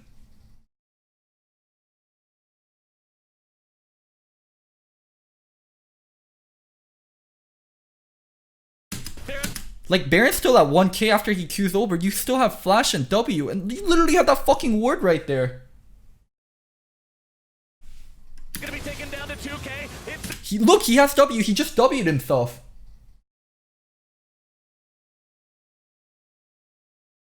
Secured by Xmithy in the side of TL, but are they able to disengage in time? Core JJ going into the stasis there in the Baron pit. He'll be taken down as the noble sacrifice. Impact wants to find a kill onto Ning. Oh my god. That was fucking full on Pepega. Dom's talking about Core JJ zoning. Let me see if that was possible. The Shy is in the base. Where's here? Team Liquid is onto the objective. Ning is a hero if he's able to steal this one away right now. Like, look, he jumped over. Like, don't fucking tell me. Oh, Silas jumped over, so he couldn't Q over. Ning is a hero if he's able to steal this one away. Silas jumped over at 2k HP on Baron. Don't fucking tell me he couldn't jump over because the Silas jumped over. Right now, And Core also should be right here at zoning. gonna be taken down to Yeah, I 2K. agree with that one too. Core JJ should have been zoning. But are they able to disengage in time? Core JJ Oh, going this into one's the stasis fucking there in the full on Baron pit. Pepega. He'll be taken down as the noble sacrifice. Impact wants to find a kill onto Ning. However, the Shockwave will find exactly what it's looking for. A shutdown over to Impact. Doublelift smells their fear, and he'll shut down Jackie. Kill the Silas. Kill the Silas. Teleport into 5. Teleport into 5. Kill the Silas. Kill the Silas. Teleport into 5. Why not both? Out of the realm warp, but they forgot about the other solo laner, and Jensen is able to land it. And you can just tell IG's mindset. They're teleporting with a split pusher to try and take this fight. You can see Ning can't get into the This pit, was like, and it looks like TL successful. how many layers of However, fucking dumb? Once they grab the kill onto Core JJ, Rookie, no hesitation, wants to chase with a realm warp. Yep, Invictus Gaming looking for the kills, and at that moment, we are back alive! Talking about moments, we already got the Shy in the ground, and sure enough, he's gonna have somebody joining him. A double. Why aren't you happy about China throwing against NA? I want to see good League of Legends. I'm a fan of great League of Legends. I'm not a fan of any particular region or teams, except for TSM. I'm not particular fan of any region or any teams. I just want to see best League of Legends. Kill to Impact, the man who was told you can only play tanks. What are you doing on a carry? So I'm upset anytime there's like bad plays. Impact marches down mid with the rest of the team. And with Baron buff, that can be the victory! Team Liquid will push in for an inhibitor. There is no double lift alive, so I don't know whether they can end. However, one more pick could do the trick. Watch the shockwave. Jackie Love, prone to getting caught out, will just back. Dom, don't say the series was troll or you become an NA hater. Apparently, whenever I point out any kind of mistake that IG made, everyone's like, how dare you? These are world champions you're talking about! How fucking dare you? Like, chat's been full on fucking Pepega. Away. Team Liquid is not done yet. They will continue pushing up here in the mid lane. Everybody's ready to go. IG, 10 seconds left. IG played like garbage. I saw Ning plays like fucking garbo, and like for this game, Dom, they had a 2-kill lead on the Nico, and they didn't fucking play towards top lane at all. Oh, it was just so fucking atrocious, and they never split pushed. CC's down, and Jackie Love is going to be in a lot of trouble. Bavela getting himself away until it's 50 cuts him down. 2 dead for IG. Rookie stands alone. He's trying to kill the minions. That's what he has to do. 400 IQ Rookie manages to get the minion away and buy enough time for the rest of IG. The next wave is here, however, Flowers still 30-second death timers. They must. TL deserves all the fucking credit for winning this series. TL deserves all the credit. Like, they didn't force, like, it's not their fault. IG played like absolute fucking garbage, but we can give TL credit while also shitting on IG for playing like fucking garbage. Like, let's not pretend like IG played well this series. I'd still look for it. And Double Lift is heading down mid lane. 4 Team Liquid members. Double Lift making his way into the base. He'll be there before IG respawns. Impact continues to frontline. He's able to find his way onto Ning, doing a lot of damage, burning him down. The last auto attack from Jensen is going to be enough. Oh my god, TL's 2-0. Team Liquid are on to Nexus. The Shy is stunned up. The Shy is brought down. And Team Liquid will take us to match point. Oh my god. Not a single analyst even gave 2 games to Team Liquid in the entire series. But they are 2-0 ahead of the defending world champions right now, and they just did it with a Double Lift Vayne pick. Yeah, exactly right. And so many things pointing to this is TL playing their game. It was the Orianna, it was the Vayne. This is adaptations in pick bans, and everything that we saw in the regular season that people said was not replicatable on the international stage starting to come out for the Liquid lineup. Not only are analysts, but 99% of analysts worldwide were just proved wrong with that Nexus exploding for the second time on the side of IG. Team Liquid is stepping up so hard. Good thing I'm the 1% and I predicted TL to win. Woo, close one.